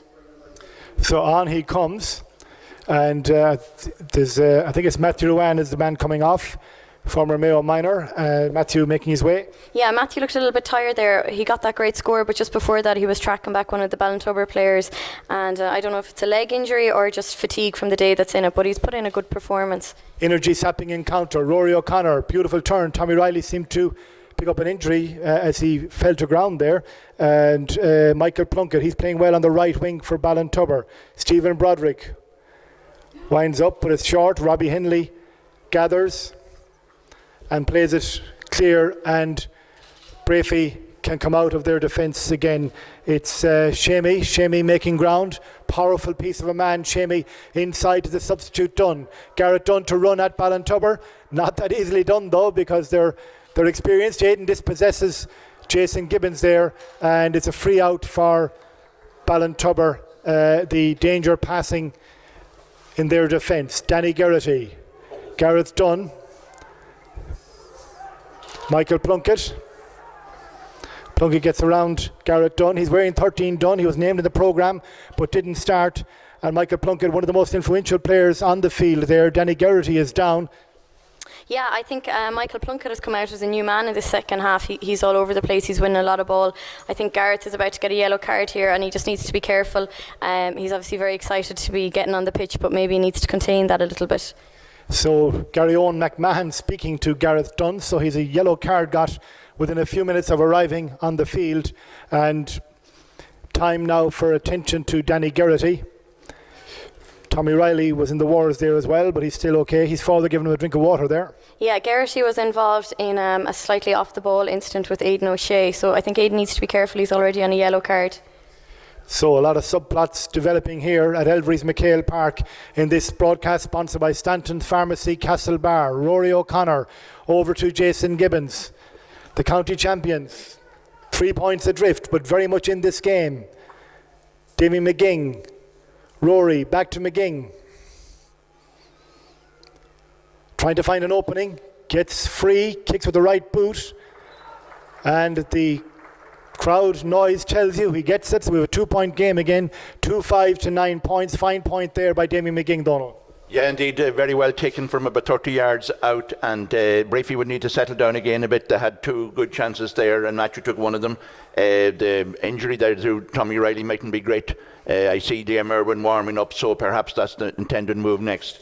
Yeah, and Liam Irwin had a huge impact in the game against Gary Moore when he came on the last day, so he'll be dying to get a chance on the pitch as well, known as the Bear at the edge of the square. The Bear in the square, the great Mayo minor of a few years ago. What scores he got in that great campaign.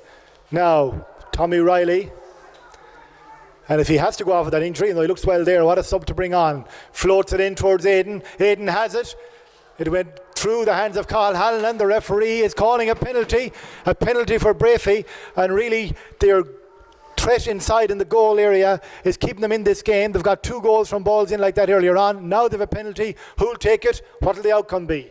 Well, it's just very interesting. Ballintubber seemed to have secured that ball, and Aidan was kind of hanging in behind, and I don't know how he got that turnover, but he just seemed to have won the ball there, which is a great position for Breaffy. And the referee speaking to Carl Halloran, I think it is, and it should be interesting to see what happens here. Will there be a black card? Perhaps we just wait to see what happens there. Doesn't look like it, no.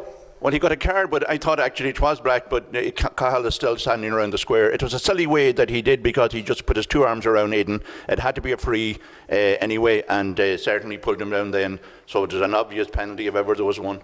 Not something you see every day. The full-back Micheál Jennings come up to take it. Well, actually, from a Breaffy perspective, it wouldn't be that uncommon. Barry Jordan is a former Breaffy full-back who was an excellent penalty taker as well. Okay, it's Welsh versus Jennings. The 2 neighbouring parishes, a lot could ride on this one. 2-5 for Breaffy, 9 points for Ballintubber. Jennings comes up and sticks it. Beautifully finished by Jennings. That's 3-5 to 9 points. It could be a very important score. They've been living on scraps, Breaffy, but that score gives them another bit of breathing space. Ballintubber would be severely disappointed. They really were on top for so long there. They really have to go back and do it all over again, having worked their way back in point by point.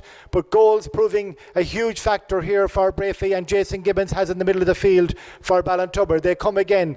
They have worked so hard in getting back into the game, and now they find themselves 5 points adrift again. 3-5 to 9 points. An important period of the game now. Danny Geraghty to Killian.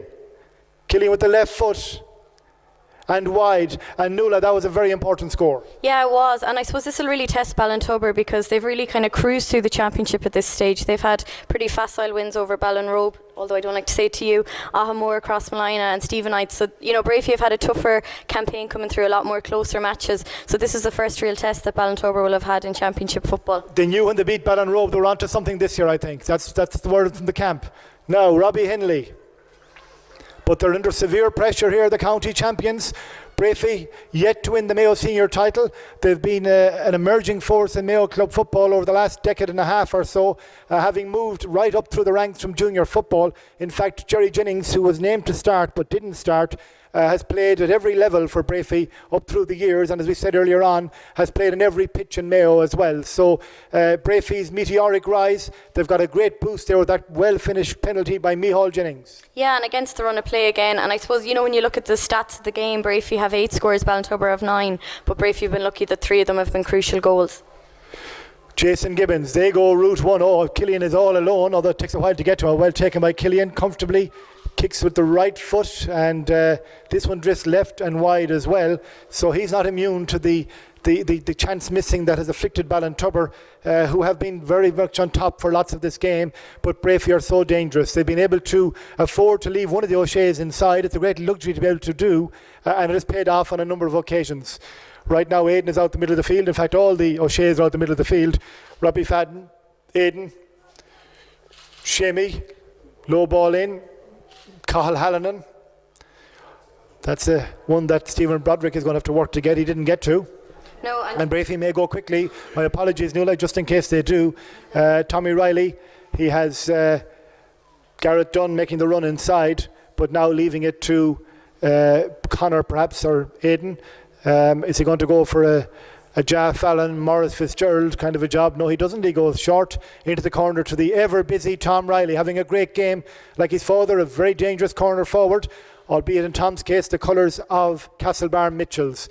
But young Tom, very much a Breaffy man. Family split in two along football lines. A brother played with Castlebar Mitchells as well. But Jason Gibbons, a little bit wild there in that tackle on the penalty goal scorer Micheál Jennings, and we have Breaffy leading by 3 goals and 5 to 9 points. So Micheál Jennings seems to be down there. He seems to have taken a tough hit there, and I suppose at this stage in the game now, some of the tackles are, there's a lot of players that are weary, and there's a lot of tough tackles going in. So yellow card for Jason Gibbons. We have 15 minutes gone in the second half. We're at the end of the third quarter. Breaffy leading by 5 to 9 points. This broadcast in association with Stanton's Pharmacy, Castlebar and Breaffy GAA Club. Another long ball into Aidan. Aidan causing all sorts of trouble for Danny Geraghty on this occasion. Getting around, his shot and goal. Oh, what a fantastic finish. No problem with it. I thought the referee might have been blowing it up. No problem with that one, and it's 5 to 9 points, and the man who terrorised inter-county defences all summer long is now terrorising Ballintubber's full back line. Aidan O'Shea with his second goal. He was also fouled for the penalty, and he's having an enormous contribution, enormous impact on this game. 4 goals and 5 to 9 points. 16 minutes gone. Breaffy in the driving seat now on the scoreboard. What can Ballintubber conjure up? They haven't been able to get goals, and they've been missing some point chances as well. Nervous time for Ballintubber as Breaffy pile on the pressure in their own full forward line. Conor O'Shea is the man inside now. It's exciting, Donal, when that ball goes in. Absolutely. It's reminiscent of last year's semi-final when Knockmore conceded a barrage of goals to Ballintubber. Breaffy not maybe is the same barrage, but certainly the goals have been the difference in it. Ballintubber will be disappointed with some of their main men. Jeremy O'Connor, for example, is case in point, is amazing. He was going to be the big danger today, I thought myself, but in reality he's snuffed out of it by Keith Mulcrone, known players of the Breaffy team. Diarmuid very influential before half time, but as Donal says, he's not as strong in the second half as he was in the period before half time, and Breaffy now have the winning of this game in their grasp. They're 5 to 9 points up. Just in front of me here I can see Liam Irwin, and he looks to be well warmed up at this stage, so he's looking to make an imminent entrance onto the pitch as well. How much warming up can one man do? He's a big man. Okay, so maybe he was going on, but the Breaffy forward line is so dangerous when the ball goes in. They don't get a great supply of ball. Perhaps the price they pay for putting one of the O'Sheas inside is that their midfield pull is not as pronounced as it might be otherwise, but when it goes in, it's dangerous. It's very hard to contain a man like Aidan O'Shea, and Cathal Hallinan is a very good full-back and a very experienced full-back, but just can't handle Aidan when the ball comes in as high as it does. Danny Geraghty is forward for Ballintubber, but Colm Jordan is there, and now Shamey O'Shea. Shamey, misdirected pass. And Rory was able to knock that one down. There's a sub on the Ballintubber team. Brian Welch is in. Takes that free indeed to Rory. Rory floats it across the goal towards Alan Dillon.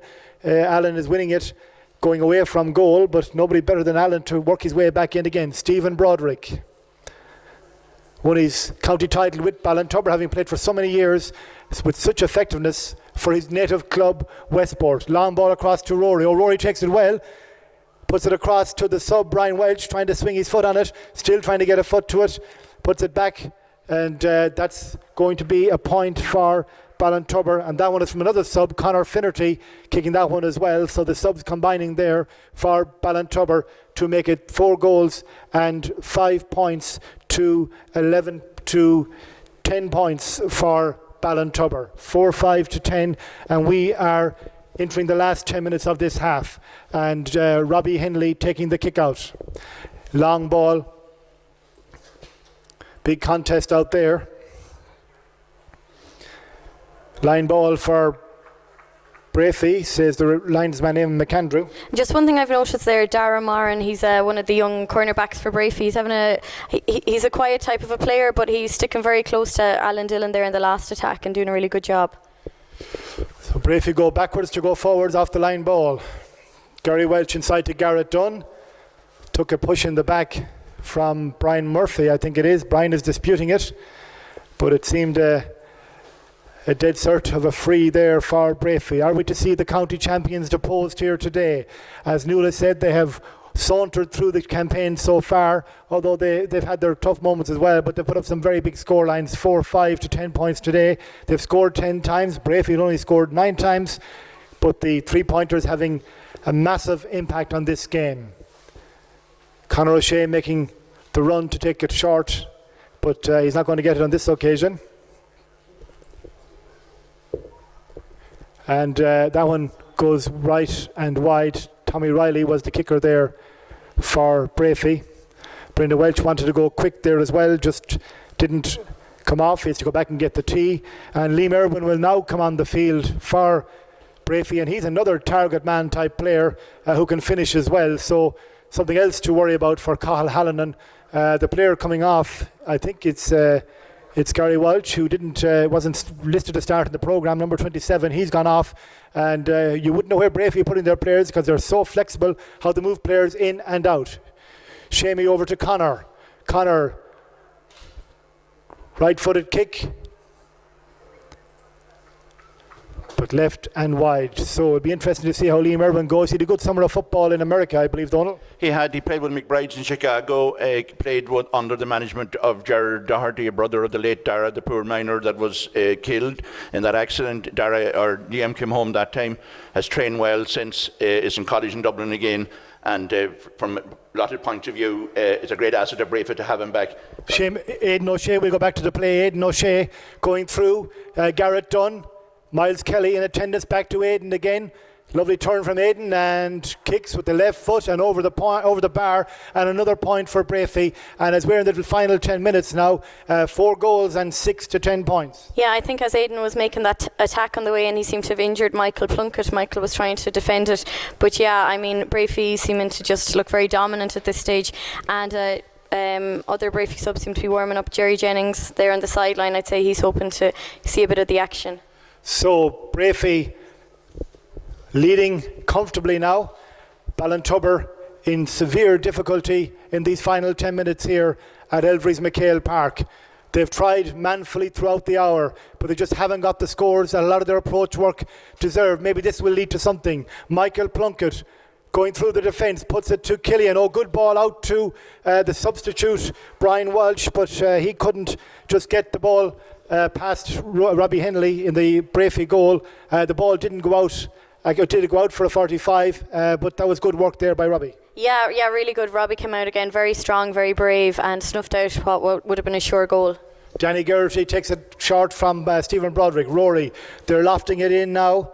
Oh, good fist from Diarmuid, and another good save by Robbie Henley. He's had to be alert there, Nuala. Yeah, exactly. He's earning his money today. It was a great save. That ball kind of seemed to ricochet, and he just popped it out over the line for another 45. Interesting to see, will Ballintubber take this one short as well, or will they look to bring Killian out to put a point on the board? So it's... I suspect they're going to go... Diarmuid kicks it. He lofts it in. Oh, Robbie was nearly caught off his line. He's been tackled heavily inside. It's a free out. He was nearly caught short there, Robbie, so to speak. Diarmuid O'Connor, I suspect, floated it in, hoping somebody get a fist onto it.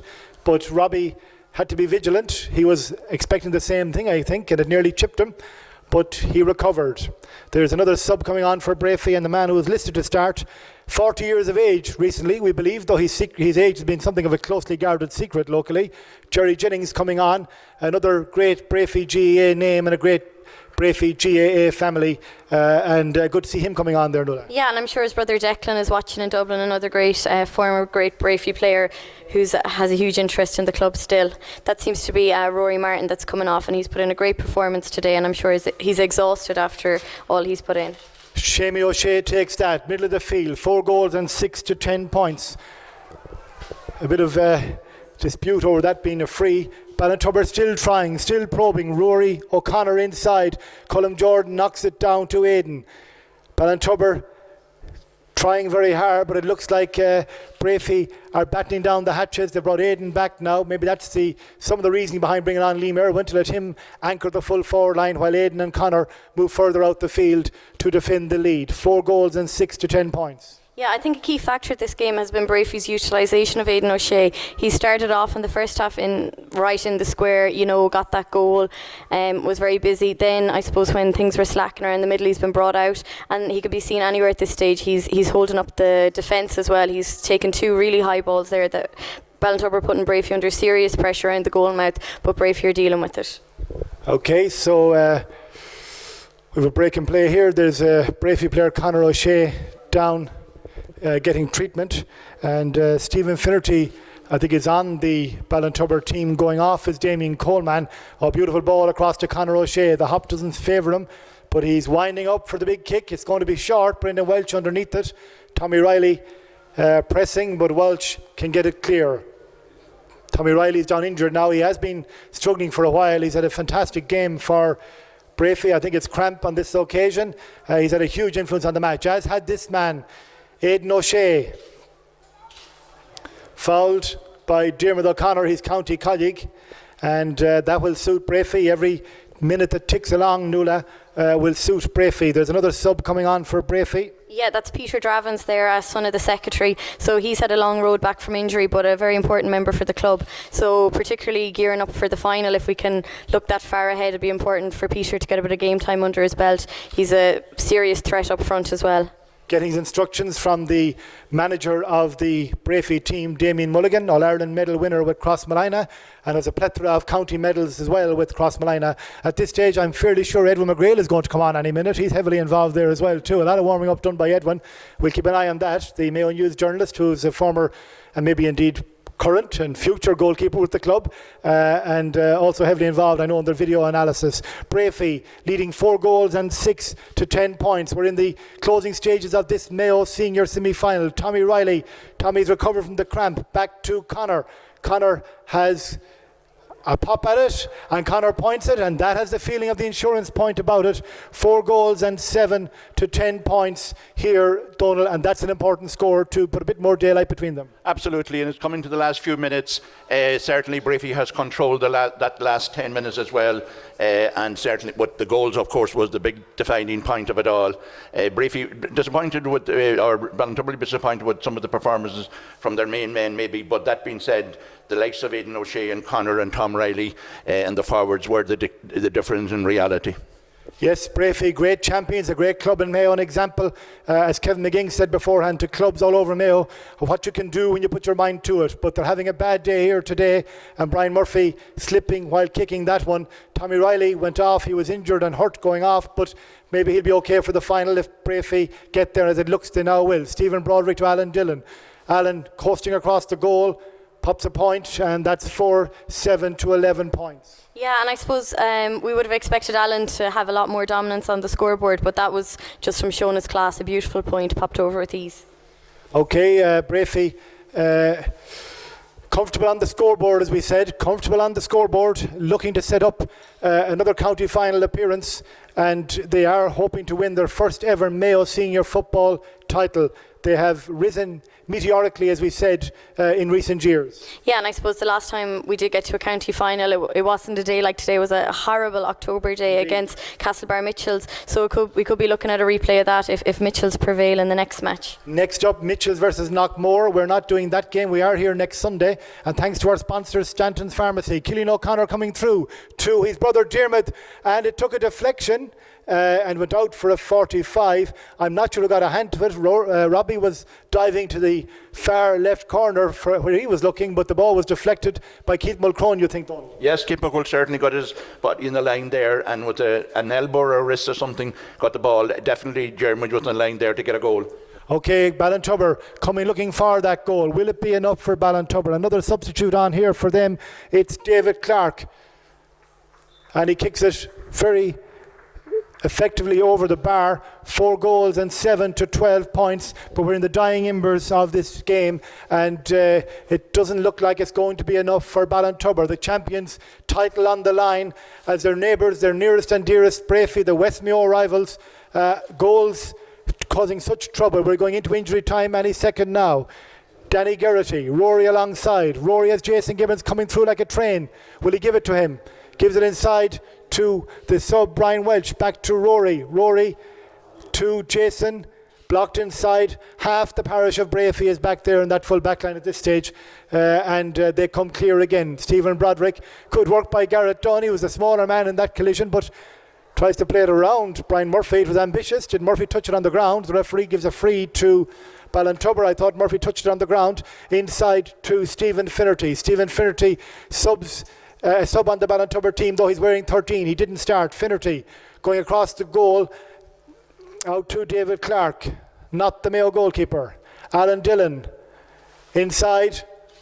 A big Breaffy men in there. They're one of the tallest teams in club football here in Mayo, and they can tidy this one up. Colm Jordan back to Aidan. Aidan bursting out of defence. Oh, bad pass though. Diarmuid O'Connor will collect. Diarmuid being tackled by Aidan, and a free in for Ballintubber. It's 4 goals and 7 to 12 points. The free is taken quickly. It'll probably be retaken though, I think. 4 goals and 7 to 12 points. The cushion of the goal still standing to Breaffy. Yeah, I think Aidan was happy to give away that foul there. Once again, Diarmuid O'Connor, who's kind of come back into the game, he was bearing down on goal. So Aidan was happy to concede the free, and it'll be interesting to see our Ballintubber going to try and go short and blast it for a goal. I think they probably will have a go at that. Killian going to wind up for it, I would say. Referee Gary O'McMahon tidying up some things there. But we are on the verge of seeing the champions Ballintubber. And what a fine team they have been, being deposed here today. What great champions they have been.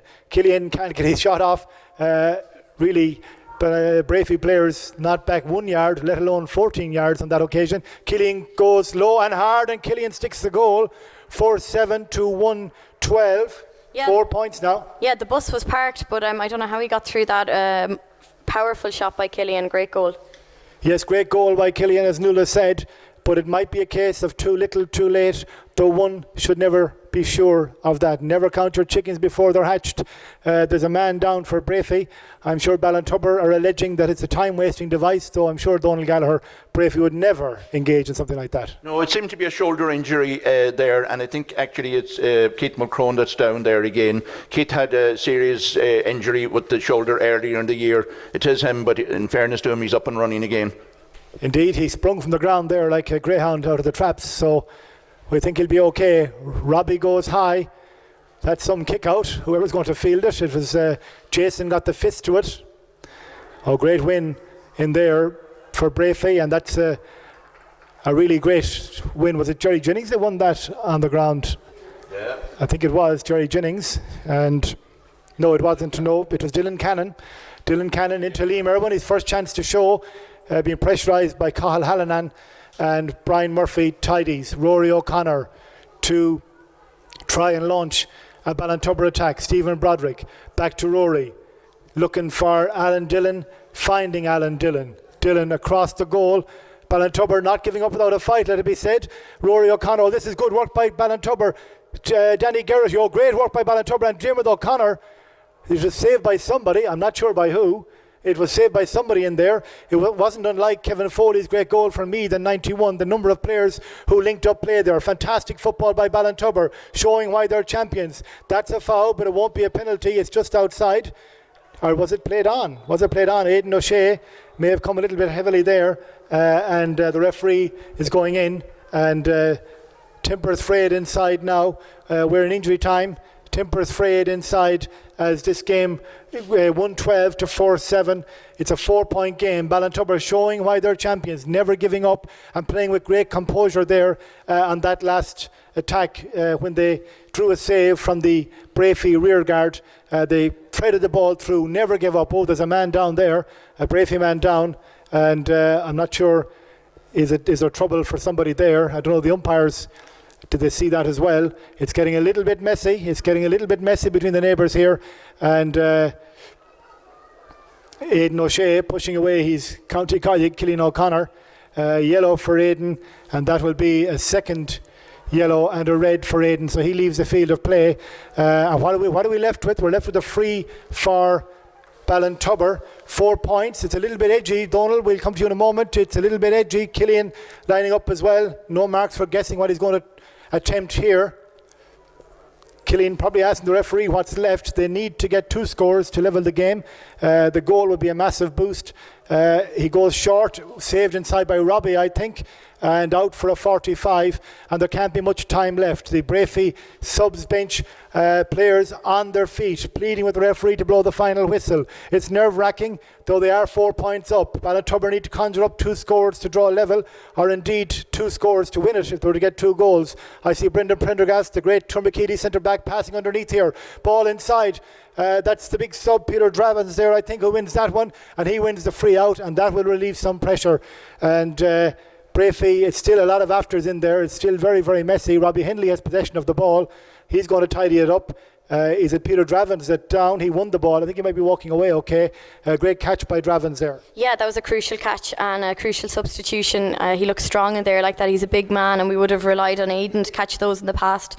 I suppose Aidan doesn't have the best track record against Ballintubber. The last time these sides met in the league, both himself and his brother had early showers. But I can see Aidan is very much part of this team. He's still standing there on the sideline directing operations, and I suppose everybody's just hoping that the clock will count down quickly.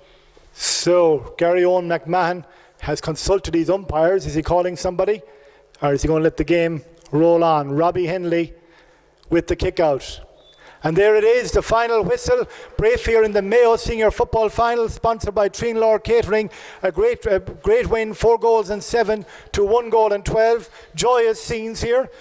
Somewhat maybe even inappropriate scenes here in the commentary area as the Breaffy crowd celebrate a famous win. They have taken down the county champions in style with those goals, Nuala. Yeah, and I mean it's Breaffy and Ballintubber will be very fierce rivals, and I suppose we share a border in Ballyhane, so it's a very special victory, and it's very exciting to be facing the thoughts now of a county final in a couple of weeks' time. Donling, your 42 or more years in Breaffy, that must be one of the sweetest. Oh, without question, beating Ballintubber at any age level has been a great priority for Breaffy. Not maybe successful as often as we should have been, but it showed the professionalism and the experience of Ballintubber even in the last few minutes, when a lot of teams would think the match was out of their control, but they certainly, if they got that last goal, like the way Cillian got the previous one, anything could have happened. But certainly it's a great success for Breaffy. And like the true sportsmen they are, Ballintubber players shake hands. Indeed, I saw some people in the Ballintubber people extending the hand of congratulations to their neighbours from Breaffy in the stand as well. A very sporting game. It got a little bit messy towards the end, but what do you expect in a game of this importance? But a fine game of football and great scores by Breaffy to win the day. The goals really proving crucial as Siobhan and Kevin join us again to discuss Breaffy's famous win. Siobhan, first of all, that's a great win for you, a great boost to beat the county champions. Oh yeah, that's absolutely brilliant. We'd be so excited about that. We really will look forward to a county final again and can't wait to get there. You'll be a busy woman for a few weeks now. Yeah, as ever. Breaffy GA keeps us busy all the time, so yeah, it'll keep us extra busy now for the next 2 weeks. Will there be a ticket rush? Oh, we'll take a ticket list. You're on it. Kevin, as chairman, a proud moment? Very proud moment for everybody involved with the club. Great for the players who put in the effort all year long, who've worked hard, come back from a miserable defeat 2 years ago, and brought themselves back into contention for a county title, for the first senior county title for the first time ever in Breaffy. Indeed, and I see Martin Reddington down there in the field trying to get players up here for interview. He's scurrying around there trying to get a few, so hopefully we'll get 1 or 2 up. Tom Riley is nearby, perhaps he might join as well too. Nuala Burke has gone on the hunt as well too. So we can, as we said, report the fact that Breaffy are in the county final. They've beaten the great Ballintubber team, who have been such wonderful champions and such ambassadors for Mayo. But Kevin, proud, as you said, proud for everybody. Proud day for everybody. Very, very proud. And I'd just like at this point to acknowledge our very generous and loyal sponsors in Breaffy House and Cash and Print, who have been very, very good to us all year. Indeed, and our sponsors here today of the broadcast, Stanton's Pharmacy as well too. Donald Gallagher is here as well. They're calling up some of the Breaffy mentors, and I think Declan Jennings is making his way up. He was a long-time servant. Dave Jennings is, of course, giving great service to Breaffy. Great day for them as well too. And he's making his way up, and there are others, I think, hopefully en route as well, as Breaffy celebrate their win. Of course, Kevin, the job isn't done yet. You've never won the Mayo Senior title, and there's 2 teams coming out here today who'll have a lot to say about it. We've never won the Mayo title, and if it should turn out to be Castlebar Mitchells that we're playing, we'll have a very, very interesting game again. But it could be Knockmore. But the point is that Breaffy need to get ready for their own game, and we've a lot of work to do. We lapsed in that game there many times and let Ballintubber back into it when perhaps we could have closed it out a bit better. But we'll work on that in the coming weeks, and Damien and his team will work very hard on that. Okay, we're joined by Declan Jennings. Declan, of course, wore the blue and white for many years, part of the backroom team today. Great win, Declan, and merited, I suppose, given that you were able to get those goals at crucial times. Yeah, I suppose we worked on that, so we did, and with a player like Aidan inside, and with Mayo as well, he showed his class, and we worked on that, and the lads paid off with the hard work getting the ball into him, which was vital. Now, in fairness, Ballintubber put it up to them as well with the tackling and stuff, but Aidan, the power of him, man, the ball going in from the lads was unreal. It must be a nervous enough tactic, because there are times the ball is not going in at all, and you're probably saying to yourself, should we bring Aidan out to get the ball? So you have to stick with it. Yeah, I suppose patience and calm and being on the ball and having confidence. Are you known for patience? Probably me, no, but I've learned it through my coaching up in Dublin, that patience is key to everything. So it's possibly when I was a player I wasn't very patient. You weren't noted for it? No, I wasn't, definitely not, but definitely turned the stool with that, with all the coaching in Dublin and stuff, and the lads up in Dublin have worked very hard, and the lads down in Breaffy have worked very hard, so there's a lot of stuff that goes into it to get the lads into a county final, but the club is unreal, and blue and white all the way. Okay, and Ballintubber were such superb champions. I mean, even right at the end, even though you were, had quite a good lead at one stage, they kept at it and brought it back. Yeah, listen, Ballintubber, so they are, they've always had heart, class footballers there that have played with Mayo, and their neighbours and all that type of stuff, so a big rivalry there. Of course they were going to put it up to us, and they've been brilliant champions, so they have, and always led and represented Mayo excellently in Connacht, and they're a top class team, so they are, and they'll still be thereabouts next year. So Declan, you remember the bad old days of Breaffy. You weren't a senior force 10 or 12 years ago. Oh no, I can remember many years ago talking out with my dad, and we didn't have the players that we have now. He was, I think, in his 50s, and Jerry, my brother, who came on there, is 40 years of age. He'll remember that, and we didn't have, but it's all the work that's gone on in the background that's paying off now. Okay, we're being joined by some of the heroes. Aidan O'Shea, goal-scoring hero, hard-working hero as well too. Aidan, first of all, congratulations, you're back in the county final. Yeah, our second one over the last couple of years. Just delighted. We didn't play well against Garrymore a couple of weeks ago, and coming in here against the rivals today, and I suppose the top team in the county over the last couple of years, I suppose it was the perfect kind of opportunity for us to prove ourselves, and just it was a serious game out there, but just delighted to come out on top. You have to be patient inside. We were talking to Declan Jennings about that. You're waiting for that ball to come. It came today on a few occasions, and you were able to make hay. Yeah, we were probably unsure during the week where we'd play, and I suppose we probably settled it on there yesterday morning where we'd play me, and we just said, look, I mightn't be on the ball that often, but try and make use of it when I get it. So thankfully we got a few scores off today. The O'Shea name, of course, a huge name in the club. Your father Jim involved for many years as well. Yeah, look, we're involved there a long time, but look, the great thing about that squad is they're only young fellas, 19, 20. I feel like one of the older statesmen of that team now, but it's just massive. You see Dylan Cannon, a Mayo minor this year, coming off the bench, and he came on after 10 minutes into a serious championship game and really stood up to the plate. So there's guys there that, the youth of the club and the effort the boys are putting in at underage has seen the fruition there again today. It's just brilliant. One more hurdle to jump? Yeah, look, we'll sit and watch this game now. Obviously, Castlebar, we know all about them, and Knockmore, we had them in the group stages, so I expect a tough game here, but we'll just try and knuckle down and prepare as best we can for the next game. I think we have a few niggles and knocks after that, so we need to get ourselves right for 2 weeks' time. Niggles and knocks after that? Sure, it was a lovely quiet game, wasn't it? it's never quite when we play against each other. But we'll get the bodies right, because we'll definitely need everybody we can get for 2 weeks' time. Great champions, Ballintubber, a great example to lots of clubs around Mayo. Absolutely, yeah. Look, we've all the way up in my underage, having massive battles against Ballintubber, and look, they're providing a lot of players at the county level the last couple of years, like ourselves, and they're a serious underage outfit, and at a senior level they've been excellent, and I'm sure they'll be back again next year. Thank you very much, Aidan. Well done. Cheers, thanks very much. Okay, we have a number more guests. We have lots of people to speak to yet, but Robbie Henley, the goalkeeper.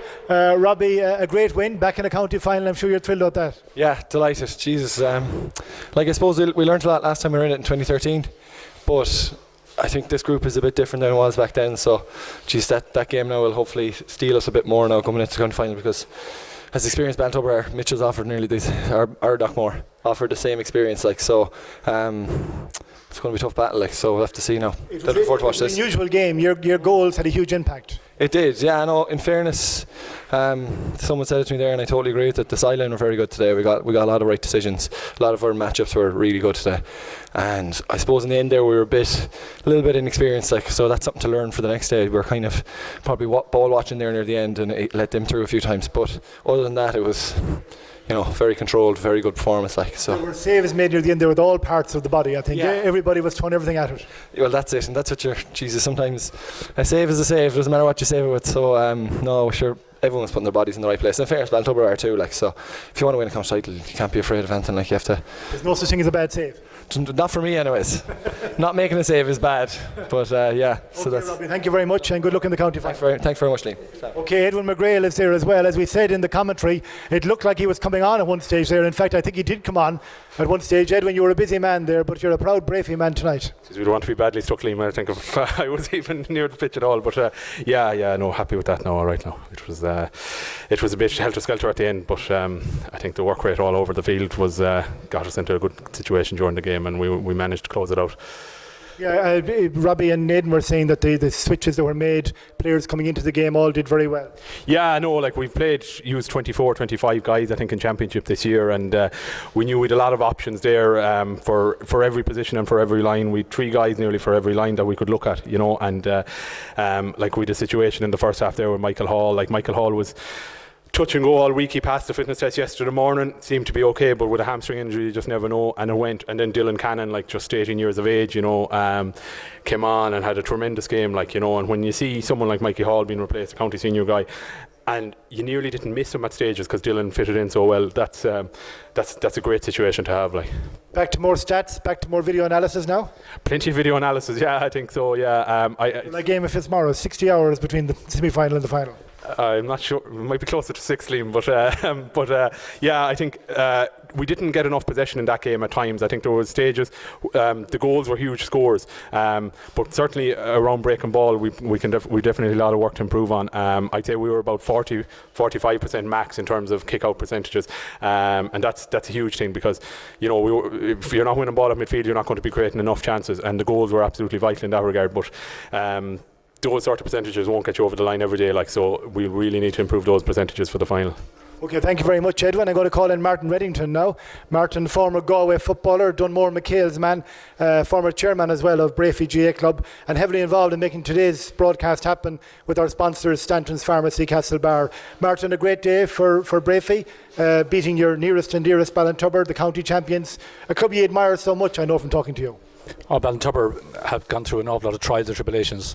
They were, for many, many years, they were intermediate, and they were a bit like us, we are at the present time, just couldn't get over the line. And when they got over the line, they were fantastic ambassadors for Mayo, and also fantastic footballers, But also I would say that for us, we just need to go and win it, because we've such some phenomenal footballers, not just the ones that are in the national media and we're excellent, but there's some great footballers in this club, and not just in senior but in intermediate and junior and minor level.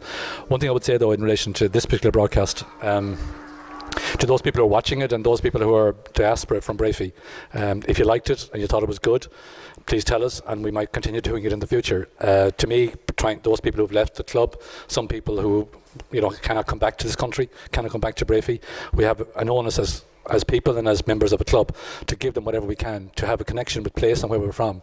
And that was the primary reason behind this. So I'd like to thank the people involved, you, Liam, and those people to do this. And hopefully they found it exciting, and that wherever they may be right now, whether they're in Dubai or Australia, I know some people are in the middle of other countries and continents, that at least for a little while in your lives you've had some connection with place. And they certainly found it exciting. I'd say so. I'd say if I was bad enough for me watching it, I can imagine if I was in some place like Perth, and I know Kevin's son is over there. Jesus, I don't know what you were doing, you know. But like it is what it is, and we're going to go there. Please God, we'll bring it over the line, and if we do, we'll have a free flight for everybody back for the final. The positioning of Aidan at full forward, and Conor at times as well, it must be said, caused huge trouble for the Ballintubber defence. Look, I know it's easy to say this, but like Aidan O'Shea playing full forward on a one-on-one, he's just unstoppable. Can I just say about the man as well, not just him, but the whole family of the O'Sheas, like they're an incredible family, but like they're great club people. They have a sense of place, they know what they're about, and they have a great pride in the place and in their football ability as well. But not just those. Aidan is and Conor, like, and Shamey, they're the fulcrum of they're more than their Conors are for Ballintubber. You know, they're a great family. I know Tony as well. Tony Aidan's Jerma's father and those. He's great guys, great football men. And Aidan particularly he's a phenomenal athlete and a great guy as well. You know. Okay, well I think that's it. I'm going to call in Nuala, and thank you very much, Martin. Nuala and Donald for the last few words. Nuala, a couple of hours ago we started off here. It was all very quiet. It's not quite now. No, exactly. And I have to say, after going down to the pitch there to try and drag up a few of the players, I can empathise with how they feel, because I got a few slaps on the back and a few hugs there, and I feel a bit battered and bruised myself.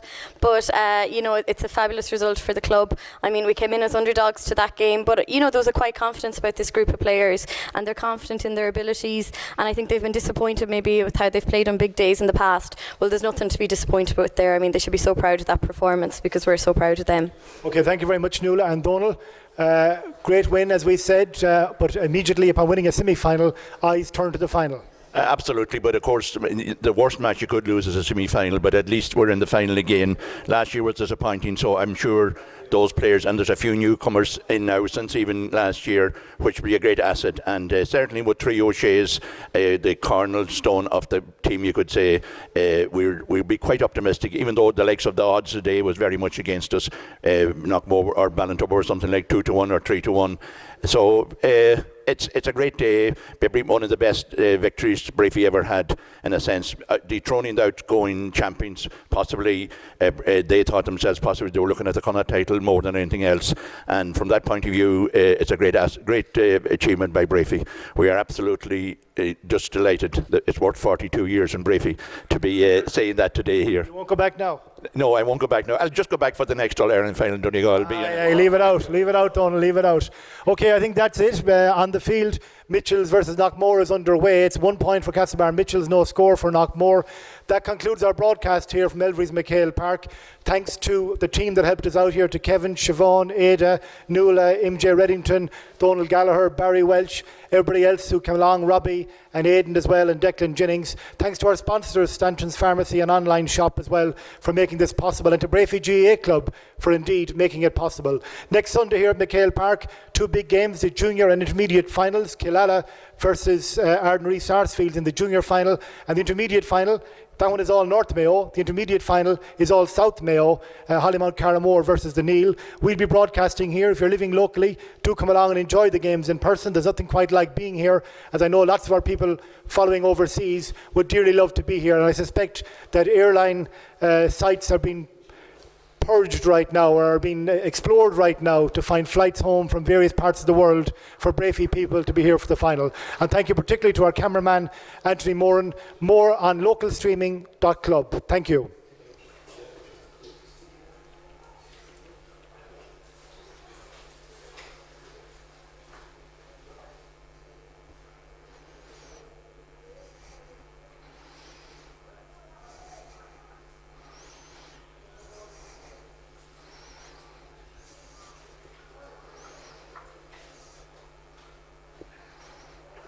I think we're not gone yet. We have to maybe, Aaron might keep a little bit more.